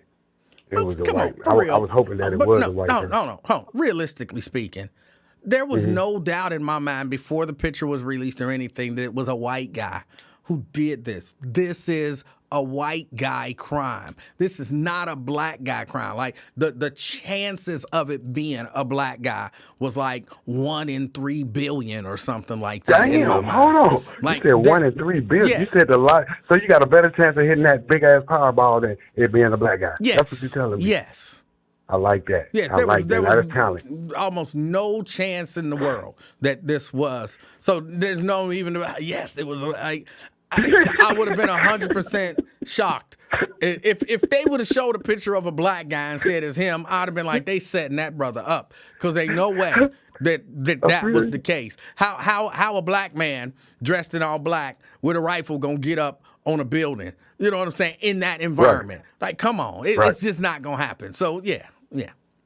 Oh, I see what you're saying. You're saying just even if a brother was willing to do it, he couldn't even do it because of the color of his skin. I like that. Your statement that soliloquy you just went on, that was needed because I didn't know that. When it was open until you told me, I didn't know. I was just hoping it was a white guy. But you telling me common sense told you it was a white guy from the jump. Yes. And you felt the same way with the Trump assassination? Well, he wasn't assassinated, but the shooter. Attempt, sir. Yes, the shooter definitely white guy. Okay. Definitely. So you saying brothers more like fighters and we use knives? We not really into guns like that? No, brother. I mean, brothers shoot guns, but again, it's that same thing that I keep going to. There's a street over there in Evanston, and right across the street is, I don't know if that's Oakley or Hyde Park or whatever. Yeah. Then brothers will stand on the Evanston side with their guns and sell drugs and fight and argue, but they will not cross the street because they just know. So, that's not going to happen. Yeah. Hey, man. Now, I had to give you credit, man. That's excellent clarity. I'm talking about from your speech impediment. Everything you said was right on point, man. That's what I called you for, because you know. Like Raven, your Raven Monday said. Raven Monday. She told y'all, if you learn anything from me, don't drop babies on their heads. You know what I mean? All right. Yeah, she said that. She said that's why I respect her. That's honesty. It's a little funny, comical, but it's true. You know what I mean? Because even when you go deep in life, you still have People not going to care because it's a statute of limitation. They going to be like, that happened 50 years. How old are you? So just remember, man, what you said about the white man, clarity. We now understand black people do not do assassinations on white people at all. For the most part. All right. Is that it? Man, God bless the family. I'm still All right. praying for your family. CK, before you go, Yes, sir. because I love you, bro. So Yeah, much I love. want to impart just one thing to you. You Thank ready? you. Statute of limitations. Statute. No, I'm statute sorry. You're right. Statute. of limitations. There's not multiple Statute. statues of limitations. It's a statute of limitations. Statute. Yes. Now you're right. You're right. You saying I got to keep you, and I'm working. And tell the public before they get on you. He knows I'm working on improving my vocabulary, taking out the profanity. So he's just trying to help. He's not trying to make fun of me or make me look like a monkey. He's not doing that at all. He's just trying to help my speech patterns. Am I correct? You are correct. Thank you, sir, man. Praying to the family. I'm gone, man. All right. Yes, sir. All right. That was CK. I don't know when I got a speech impediment. I don't know. But if he said that I have a speech impediment, maybe I got one and just don't know it. It's possible. You never know. I don't know. I don't know when it happened. But CK said it, I got one. So it is what it is. Y'all know that's one that's always bothered me when people say statue or statues of limitations. Like, it's not a statue. It's just. Oh, all right. What else? What else is going on? All right, I'm about finished talking about that whole situation. Unless you got, something to add in, you please feel free to call in 513-717-KING. But I got about another maybe 20 minutes because I got to cut. Oh, by the way, y'all got me in trouble yesterday. Remember, I told y'all I had something that I had to do. And I was waiting for Mrs. Livingston to come and, let me know. And y'all kept me on the line, and she didn't want to come down and interrupt the show. So I didn't end up doing what I was supposed to do. And she was not happy about that. So y'all got me in trouble yesterday. I hope y'all feel good about yourselves. Because I had to suffer the consequences. The consequences was just some dirty looks. But I'm not used to that. You know what I'm saying? I'm not used to that, getting dirty look from Mrs. Livingston. It's normally all, hearts in the eyes and all of that kind of stuff when I'm dealing with her. And I come upstairs and she looking at me like, and I'm like, what's that look for? So, yeah, y'all got me in trouble. And I'm not happy about it. Brent. Hey, what'd you get in trouble for? Because I was supposed to be cutting the show early yesterday and doing I had committed to doing some things. And Right. y'all kept me on until like 9 o'clock. Almost 9. I think it was around 9 o'clock. And I missed doing the things that I was supposed to do. And you don't want to miss doing certain things, so I know what it wasn't. It wasn't that. And you get your honeydew list completed so she can put back the hearts in your eyes again. But how long has the afternoon experiment been in existence? Has it been 2 to 3 years now? 2022? Okay. So 3 years. Huh. So I would say that the experiment has been successful, so it might be time to change the name to the afternoon breakthrough. That's what Blurs call a successful experiment. Well, but then I would have to come up with a whole new logo. You know what I'm saying? That was stressful in and of itself. So we gonna keep the afternoon experiment for a minute.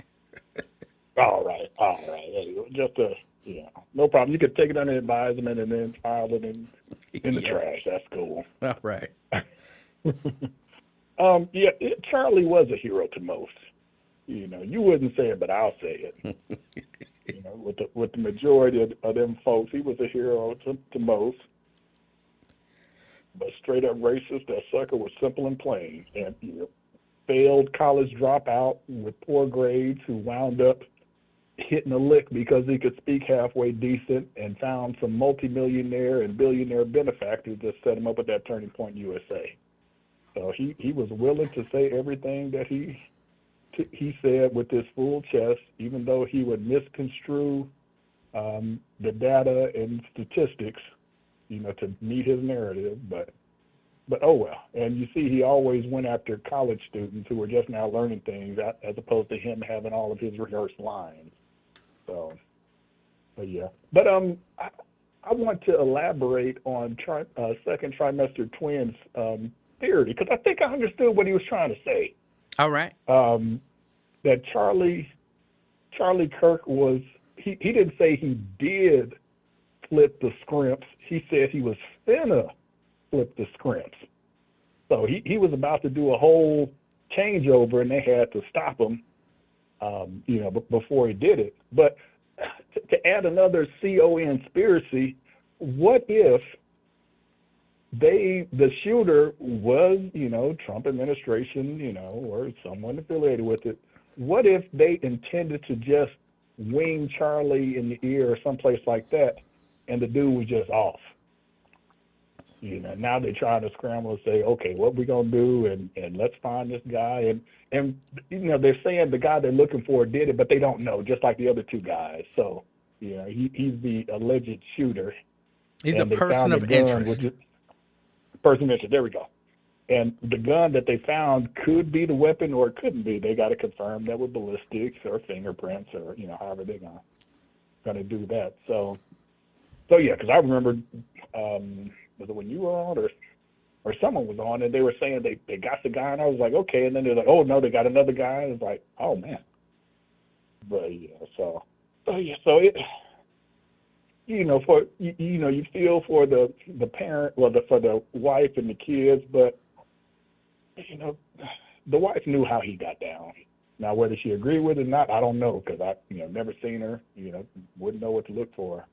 But yeah, so it's crazy. But yeah, he's a hero the most, and that's why Trump decided to lower the flags. And isn't he supposed to be given the posthumously? Oh goodness, I'm mispronouncing the word. After he's dead, Presidential Medal of Honor. Isn't he supposed to get that? Or the Medal of Freedom or whatever. Yeah. Yeah, the same thing he gave to that other racist, Rush Limbaugh. Yes. Before he, got touched by the Black Death Angel that touched Uncle Charles Yaw in the forehead and took him on to glory. So, well, not to glory, but took him to the other side. But yeah. But I don't know if you were listening to Lincoln's show when Ron called in. No. Because he cleared some things up. See, hold on. Before you clear things up, I really do need Ron to call, because I need Ron to clear it up. Because I'm gonna listen to what you say, and I'm one of those people who like to get the information firsthand. And as best as he can give it firsthand, I would love to hear the information from him and know what he needs from the community. But go ahead. Yeah. Now, let's take one step back. Lincoln did a great job over the past couple of days in actually interviewing Ron and to get more details out of him when Ron would actually answer the questions.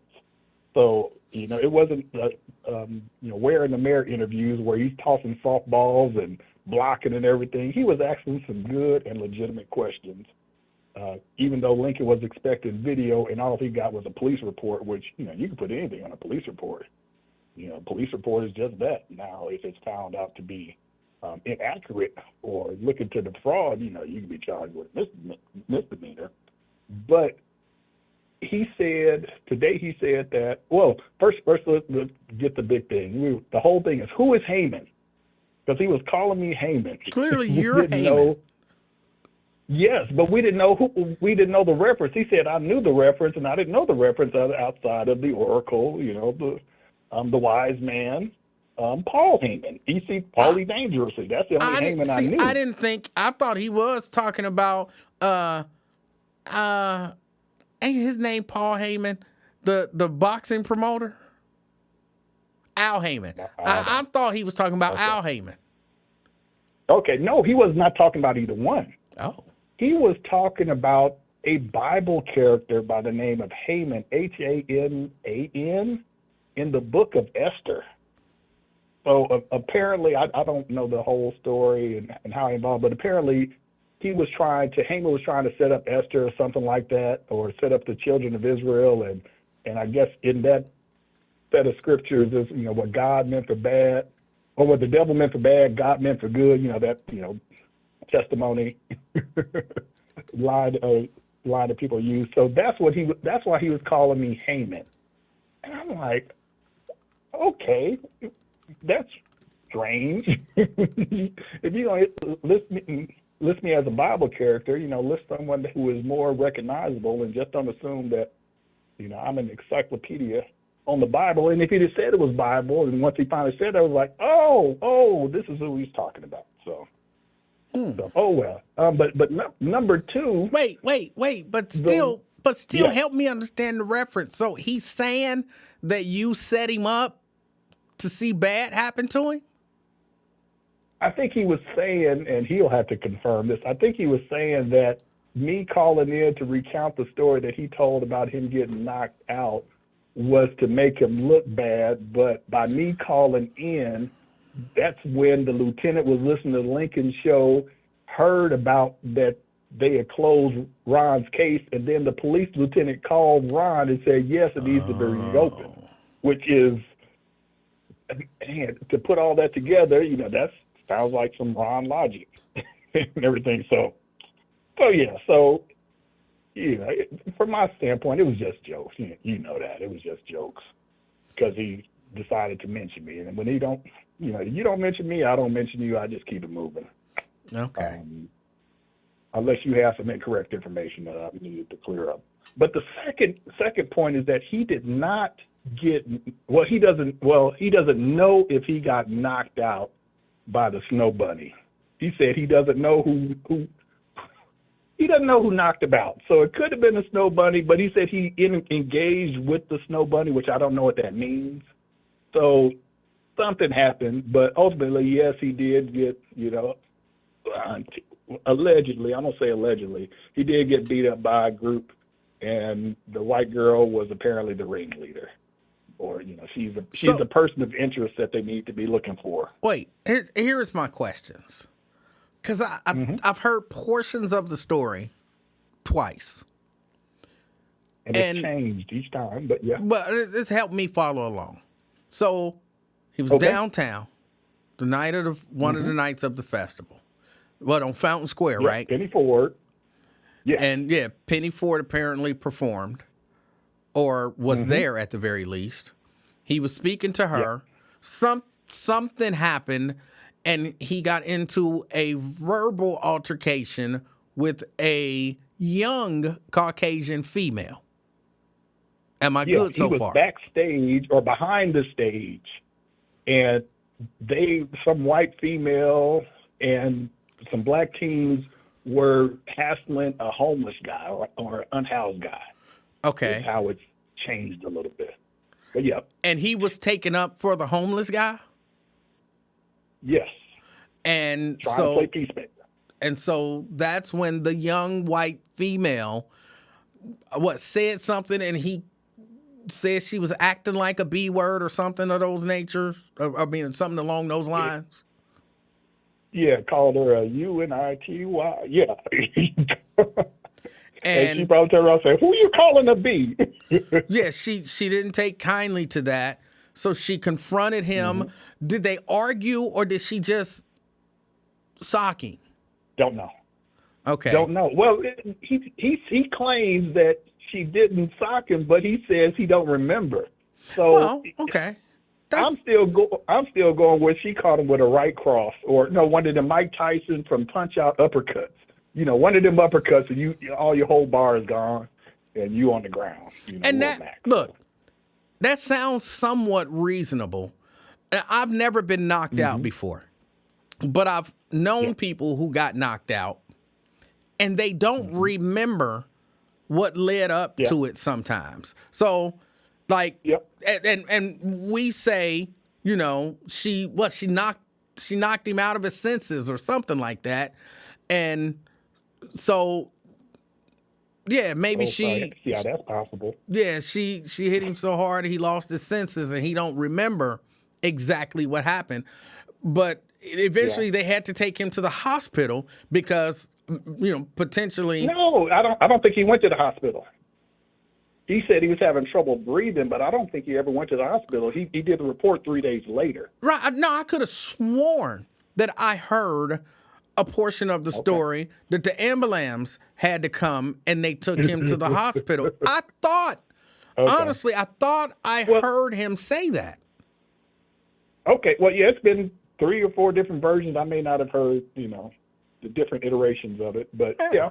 But 3 days later, he reported it, and the police guy took the report, ultimately closed it, and the way he explained it on Lincoln's show, I see why the police officer closed it, because he was all over the place, and Lincoln had to nail him down. Who is Heyman? Heyman Brick Beard? Is that Heyman? I'm like, what in the world is going on? Because I just didn't know the reference. Okay. So he was way over my head with that one. But and that's why I really wish he would call in. I don't want to make fun of him. I really do want to understand what happened and what he needs from the community. Yeah. Because that sounds like something that somebody should maybe be doing something about, and something that we shouldn't be comfortable with people brushing under the rug. I don't want to call him elderly. A mature black man being beat up by a white girl and her friends is just as much of a crime as Holly getting socked in the face. Yeah. And for the police go ahead. Well, one of the things that I just remembered is that in one of the iterations of the story, there was security back there that was in between them, and that's when she sucker punched him.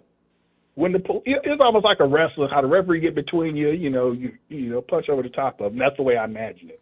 So there's security involved in some of the stories, then it's not involved, and because then it's blaming the police and the mayor and Democrats in general, that type of thing. So so the story is all over the place. So it'd be good to get another round and then compare that to what's actually in the police report.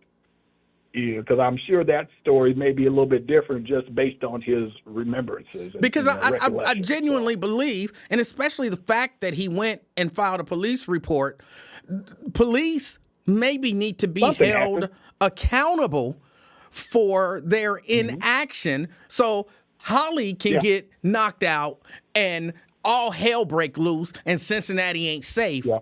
But a mature black man get knocked out and nothing to see here, no crime, everybody go home.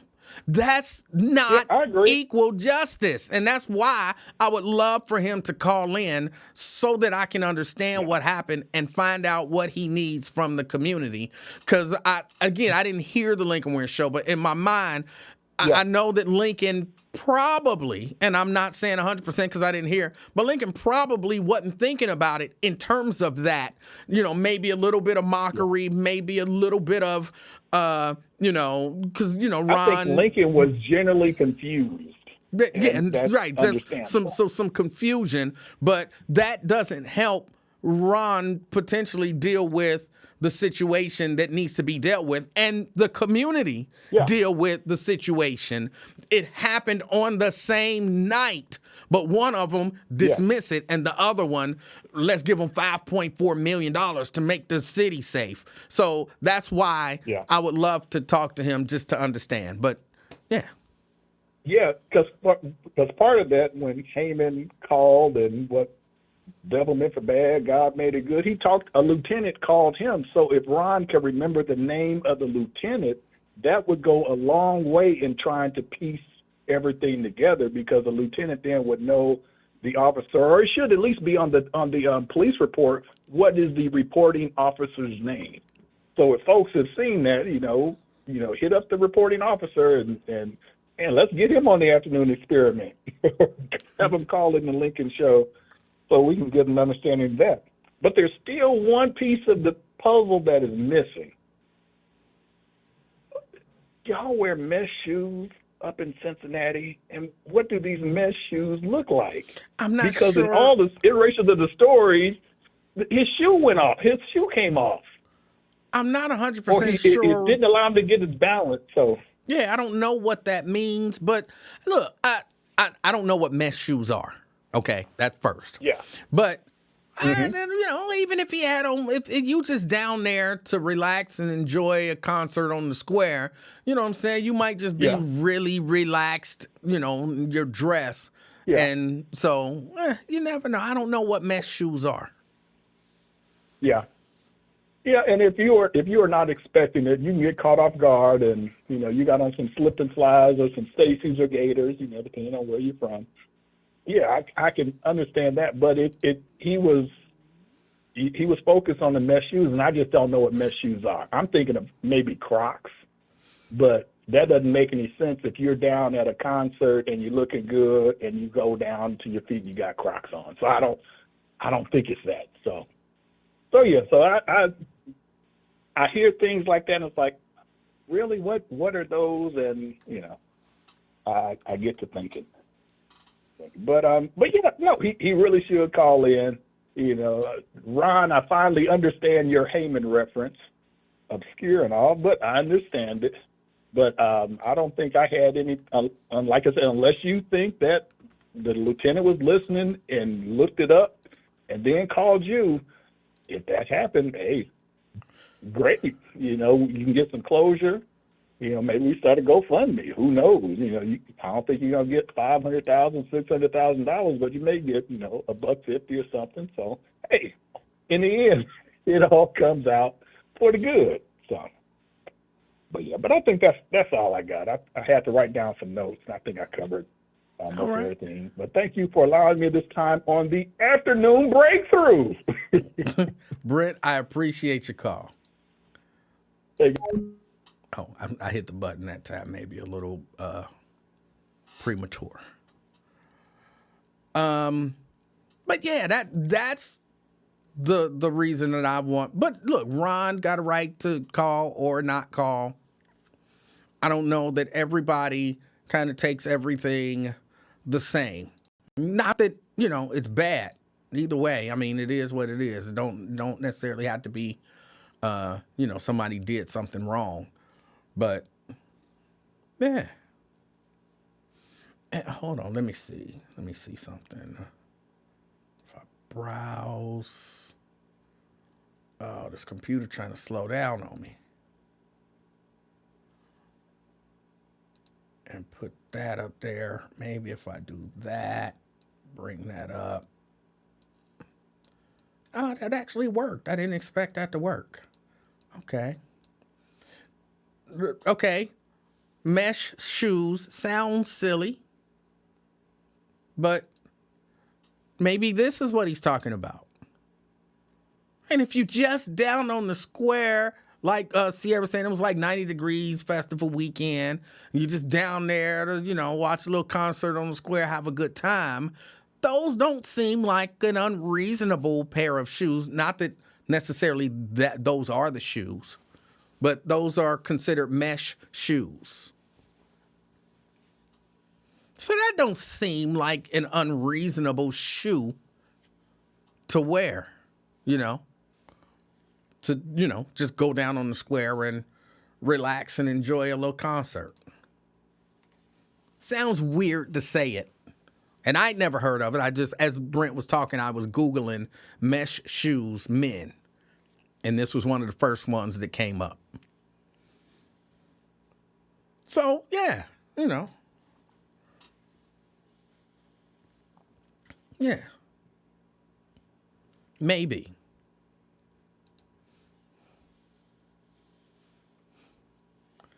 Yo Wonder will say he tripping. You can fight in them. Well, I don't know. I'm just saying.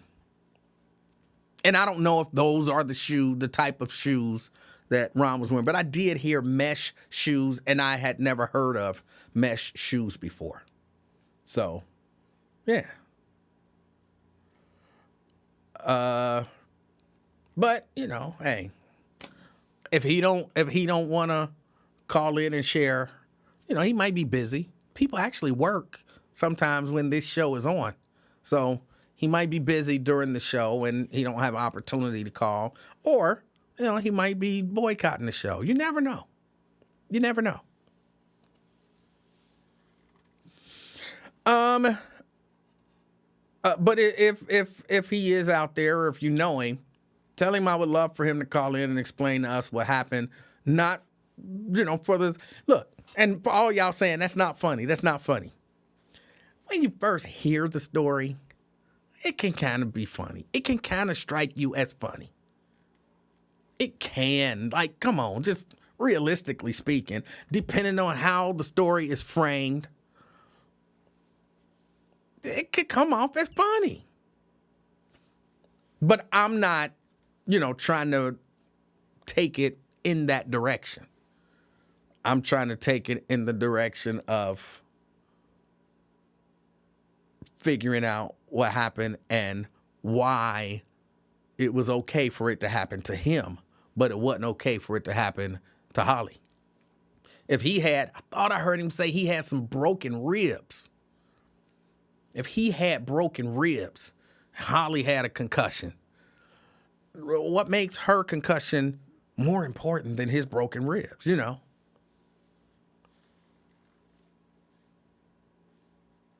So that's it. That's all I'm saying. I don't want him to call to make fun of him. Because if I wanted him to call to make fun of him, I wouldn't even necessarily tell him to call. I would just wait till he called and then make fun of him. But I have no desire to do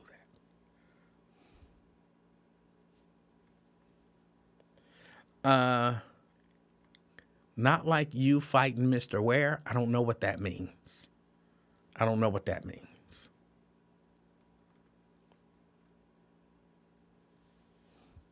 And Janice says, so, laugh at the brawl. I'm not sure what you mean. I'm not sure what you're saying.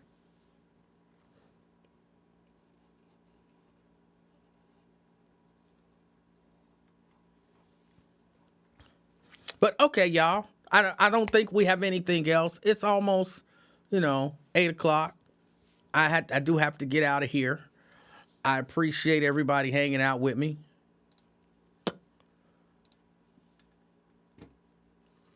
Oh, shoot. Get that here. All hearts and minds are clear. All hearts and minds are clear. Let's see. I'll give it a couple minutes.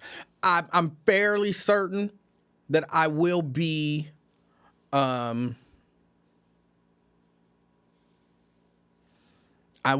tomorrow. I'm fairly certain of that. Vanessa says, you remember you imitated me when you made Lincoln mad. How did I imitate you? Do I know what you sound like? And why would me imitating you make Lincoln mad? Vanessa, I don't remember that. How long ago are we talking? I don't typically imitate people. So I find what you're saying questionable. But I'm not saying you're not telling the truth. I don't remember this.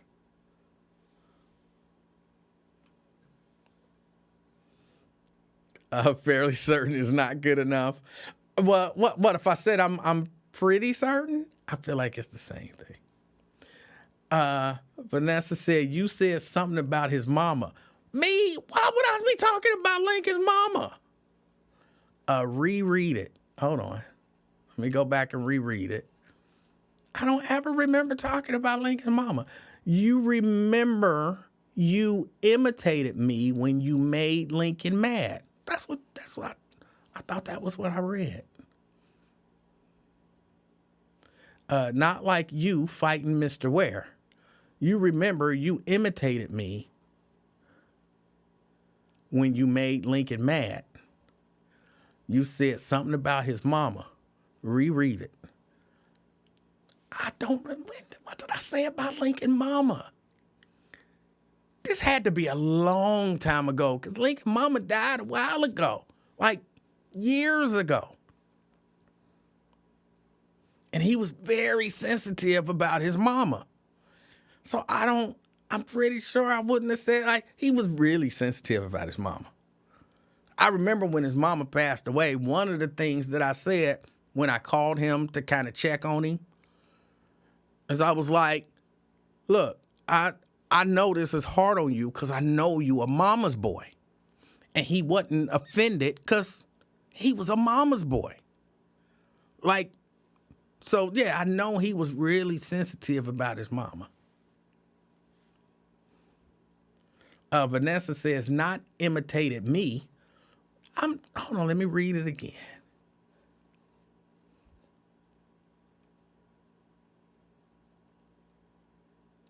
You remember you imitated when you made Lincoln mad.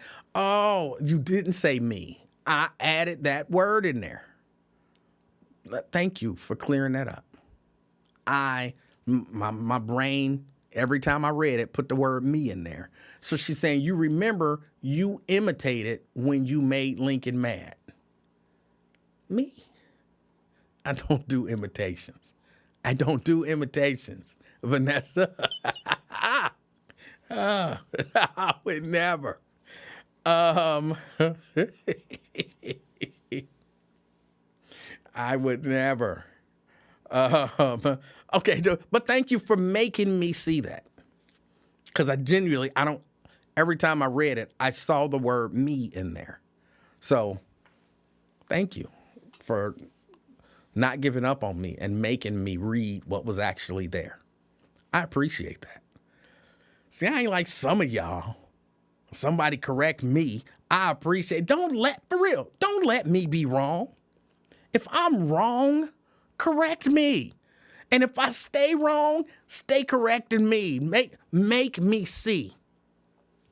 Make me see that I'm wrong. Because as all of y'all know, Emanuel, I always want to be right. Yes, I always want to be right. Don't let me be running around here wrong.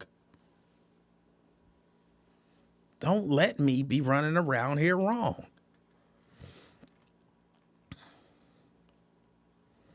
Oh, okay. Hold on. I do need to. I'm glad I saw this. Vincent say stop fibbing. I don't do imitation. Well, I look like Rich Little. I see Vernon. Look, y'all, I am concerned. My fear now is that Mika Owens is trying to kind of take the same route as Christopher Smitherman. And that's my concern. I'm listening to 700 WLW on my way into class. And I hear them talking about this vote of giving this money. And they're like, and all the white people voted for it, and all the black people but one voted against it. That's the way they're actually reporting the news. Like, this is a news report. This ain't some talk show host, opinion person reporting the news that way. They're reporting the news. All the white people voted for this, and all but one of the black people voted against it. I'm like, really? That's the way y'all gonna report the news? And then they were like, and Mika Owens will be on with Scott Sloan, I think she was on with. Scott Sloan. And I'm like, wait a minute. I'm seeing a pattern. I'm seeing what I believe, what I perceive to be a pattern. I'm going to disassociate myself.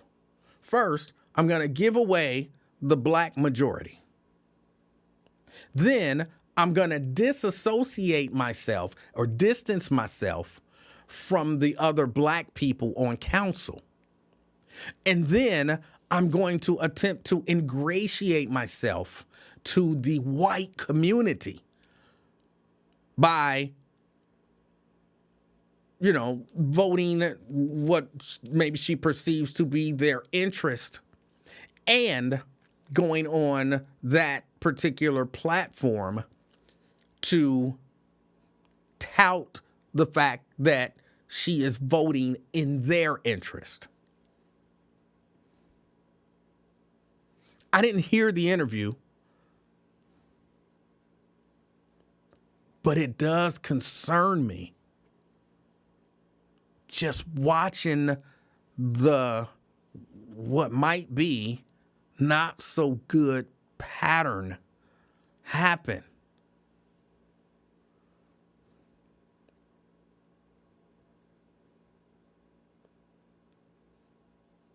I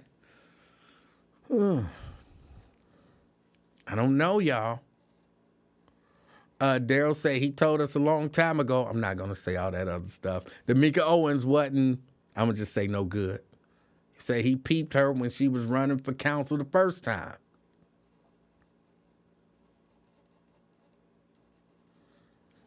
Vernon said, I wouldn't put Mika in Smitherman's category. She at least will come on the bus. She even comes into the studio. For context, when Smitherman first made what I perceive as his decision to transition to that other side, he didn't have no problem coming on the buzz either, and he would come into the studio. I remember he gave me the dirtiest looks when he came into the studio one time, because that's when I had I had come up with the term smithereen for the people who were blindly following him. And he did not like that at all. And he came into the studio and talked. So I think they kind of gradually phase themselves out of a relationship with the buzz. And I remember when people started pointing it out about him, I remember almost as if it was last week, the call that he made defending his position about doing what he was doing on 700 WOW, because he ended with the call with, I love black people and I love the buzz.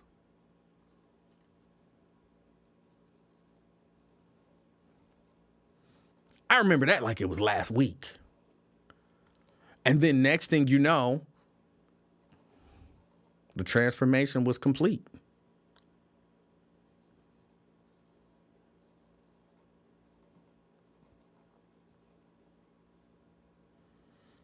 So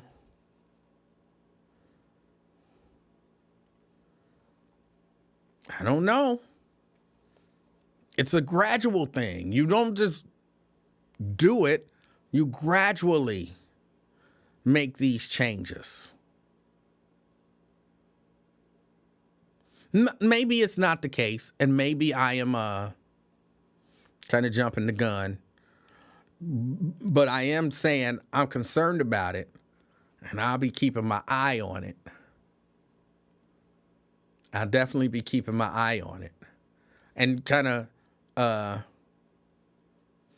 Jericho says Smitherman had a whole show, didn't he? Yes, he did. He did.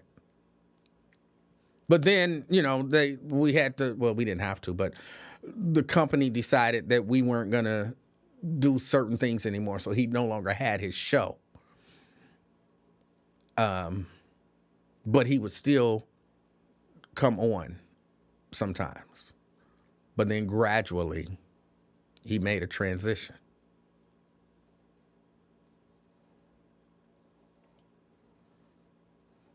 I don't know. It's just something to keep Something to keep your eyes on.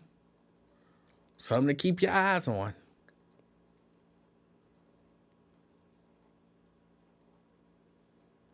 Vernon says you could be right. She can't come on the buzz now because of their policy. But WLW doesn't have a policy like that.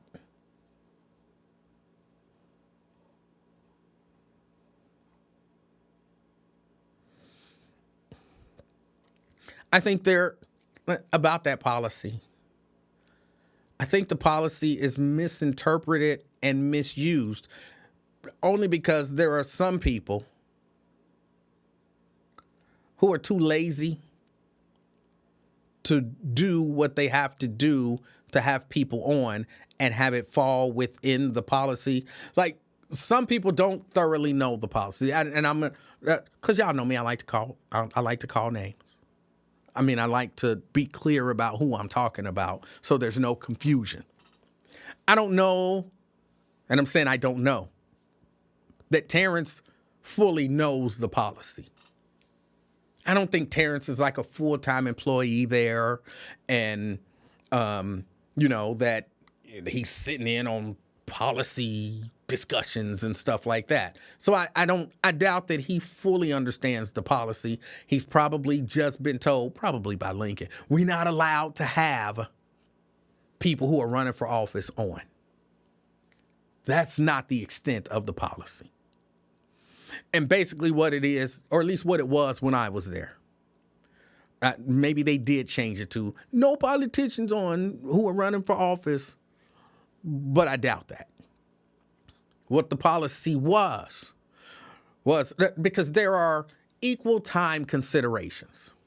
The kind of really simplified principle is if you running for mayor, if person A is running for mayor and person B is running for mayor within a particular period of time, which I believe is 90 days, if I remember correctly, within a 90-day window heading into the election, you got to have, if you have person A on for 20 minutes, you have to offer person B 20 minutes.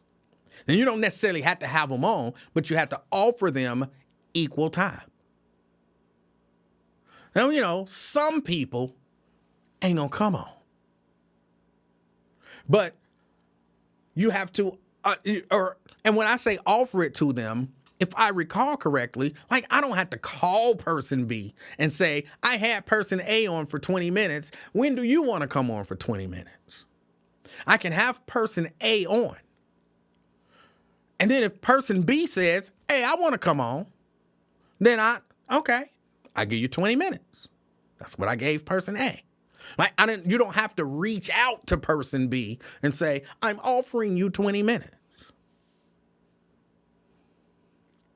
So it's a matter, I perceive it as a matter of people really just don't want to put in the work. Because you kind of got to keep track of who did I have on, who gets an opportunity to have equal time and all of that kind of stuff. You kind of got to keep track of that stuff. And if you kind of a lazy old dude who ain't used to actually doing work, you used to other people doing work for you because you lazy and old and lazy, then if there's nobody there to do the work for you, you got to keep track of it. And it's much easier to just say, we can't have politicians on because it's a policy, than it is to actually have them on and keep track of who was on and thus who's eligible for equal time. And then there are even like caveats to that. Like, you can have people on. Again, if the whole policy is the same and laws ain't changed and all that kind of stuff, if you in the news, if you've done something newsworthy, I can have you on to talk about that newsworthy thing. And that doesn't fall into equal time restrictions.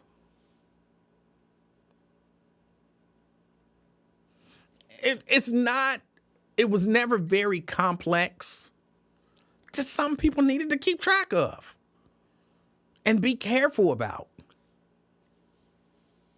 Okay, you can come in here and talk about this because this is a matter of public interest. But you can't be on here talking about vote for me. That's not that hard. Then so-and-so be like, well, but you had her on. Like she wasn't talking politics. What thing of public interest are you trying to talk about? Well, I just want to get on because she was on. It don't work like that. She was actually on talking about something. So it's when you hear that policy, that's not the full story. The basic gist of the full story is more than likely somebody just too lazy to actually do the work so that you can have those people on. Because again, think about it. If 700 can have her on and you got, 20-something people running for council, now they got to have all of them on and offer them the same amount of time Mika just got today. That's not reasonable. They're not going to do that. It's not going to happen.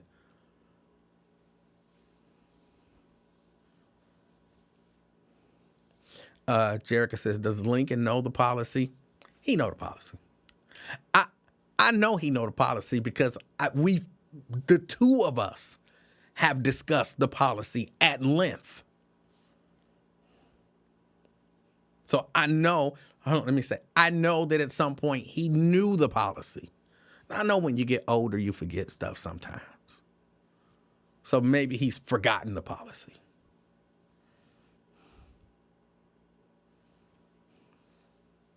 But again, it's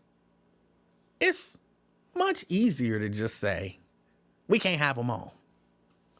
And for all I know, Radio 1, they're the lazy ones. And they said, hey, look, we don't want to deal with the hassle of people asking for equal time. So what we going to do is just have nobody on.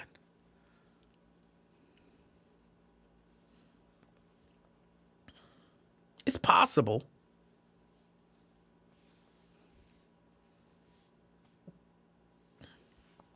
Vernon says, WLW has more shows to spread out the time among candidates if needed. The Buzz only has the one show. Don't matter. Because again, you don't have to spread out the time if they're coming in to talk about matters of public interest. There is no equal time restriction or anything there. And then if you wanted to have people come on and talk, like somebody put up there, and I was actually going to mention that. I don't know if y'all remember, when we used to do the Bad Boys of the Buzz, one of the things that we used to do was have candidates forums. And we would allot time. And I think at one point we did just what you're saying, because I think we had 4 mics. And so we might have 2 people in. And we basically made it a segment. Everybody gonna get the same amount of time. We offered, sent out letters, all of that kind of stuff. Said, hey, we are offering everybody this time who's running. It was a lot of candidates running. And if you want to come on, respond. And the people who responded, we had them come in. We had them come on the air. We did, 30 minutes or whatever with the candidates. So nobody could say, I wasn't offered equal time or I didn't get equal time. No, y'all all got the same amount of time. There's a way to do all of this stuff. There's a way to do all of this stuff. If you actually want to do it. Jericho says, is Radio 1 still black owned? I'm going to say technically no. And they don't even say that they're black owned anymore because they're publicly traded. They're publicly traded. What I hear when I hear, because every once in a while I hear some of the stingers and everything from, some of the stations, they no longer say black owned. They say black operated. Which I believe Katie, I don't know why, Kathy Hughes. She's still involved, to my knowledge, running the company. Her son, I think Alfred, I believe he's still involved. I think he's the CEO or something like that. Like they're still the higher up people, you know, CEO and COO and all of that kind of stuff. So I think they can still say it's black operated, but it's no longer black owned because it's publicly traded.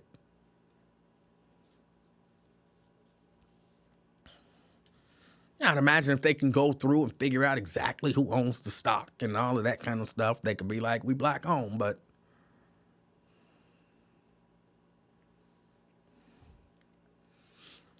yeah, Nate, if you listen, I think, was I listening to 100.3?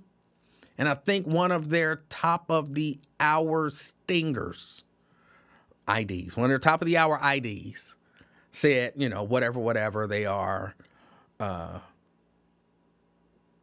something black operated radio station or something like that. Yeah.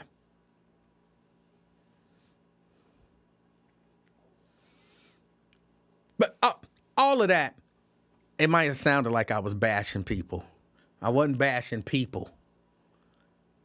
You might perceive that I was bashing.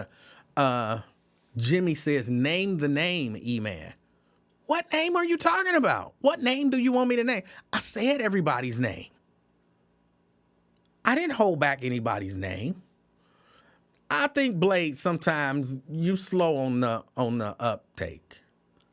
Like you hear stuff, but you genuinely don't comprehend.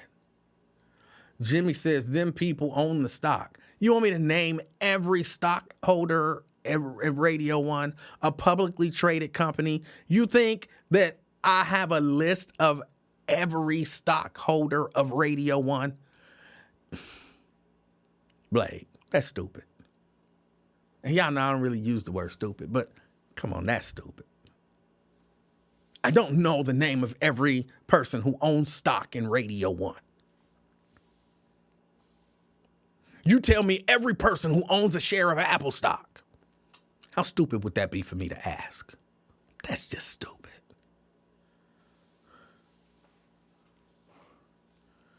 Come on, man, you better than that.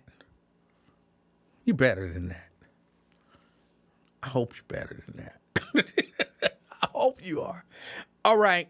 You're right, Brent. You're right. 20 minutes ago, I believe I said all hearts and minds are clear.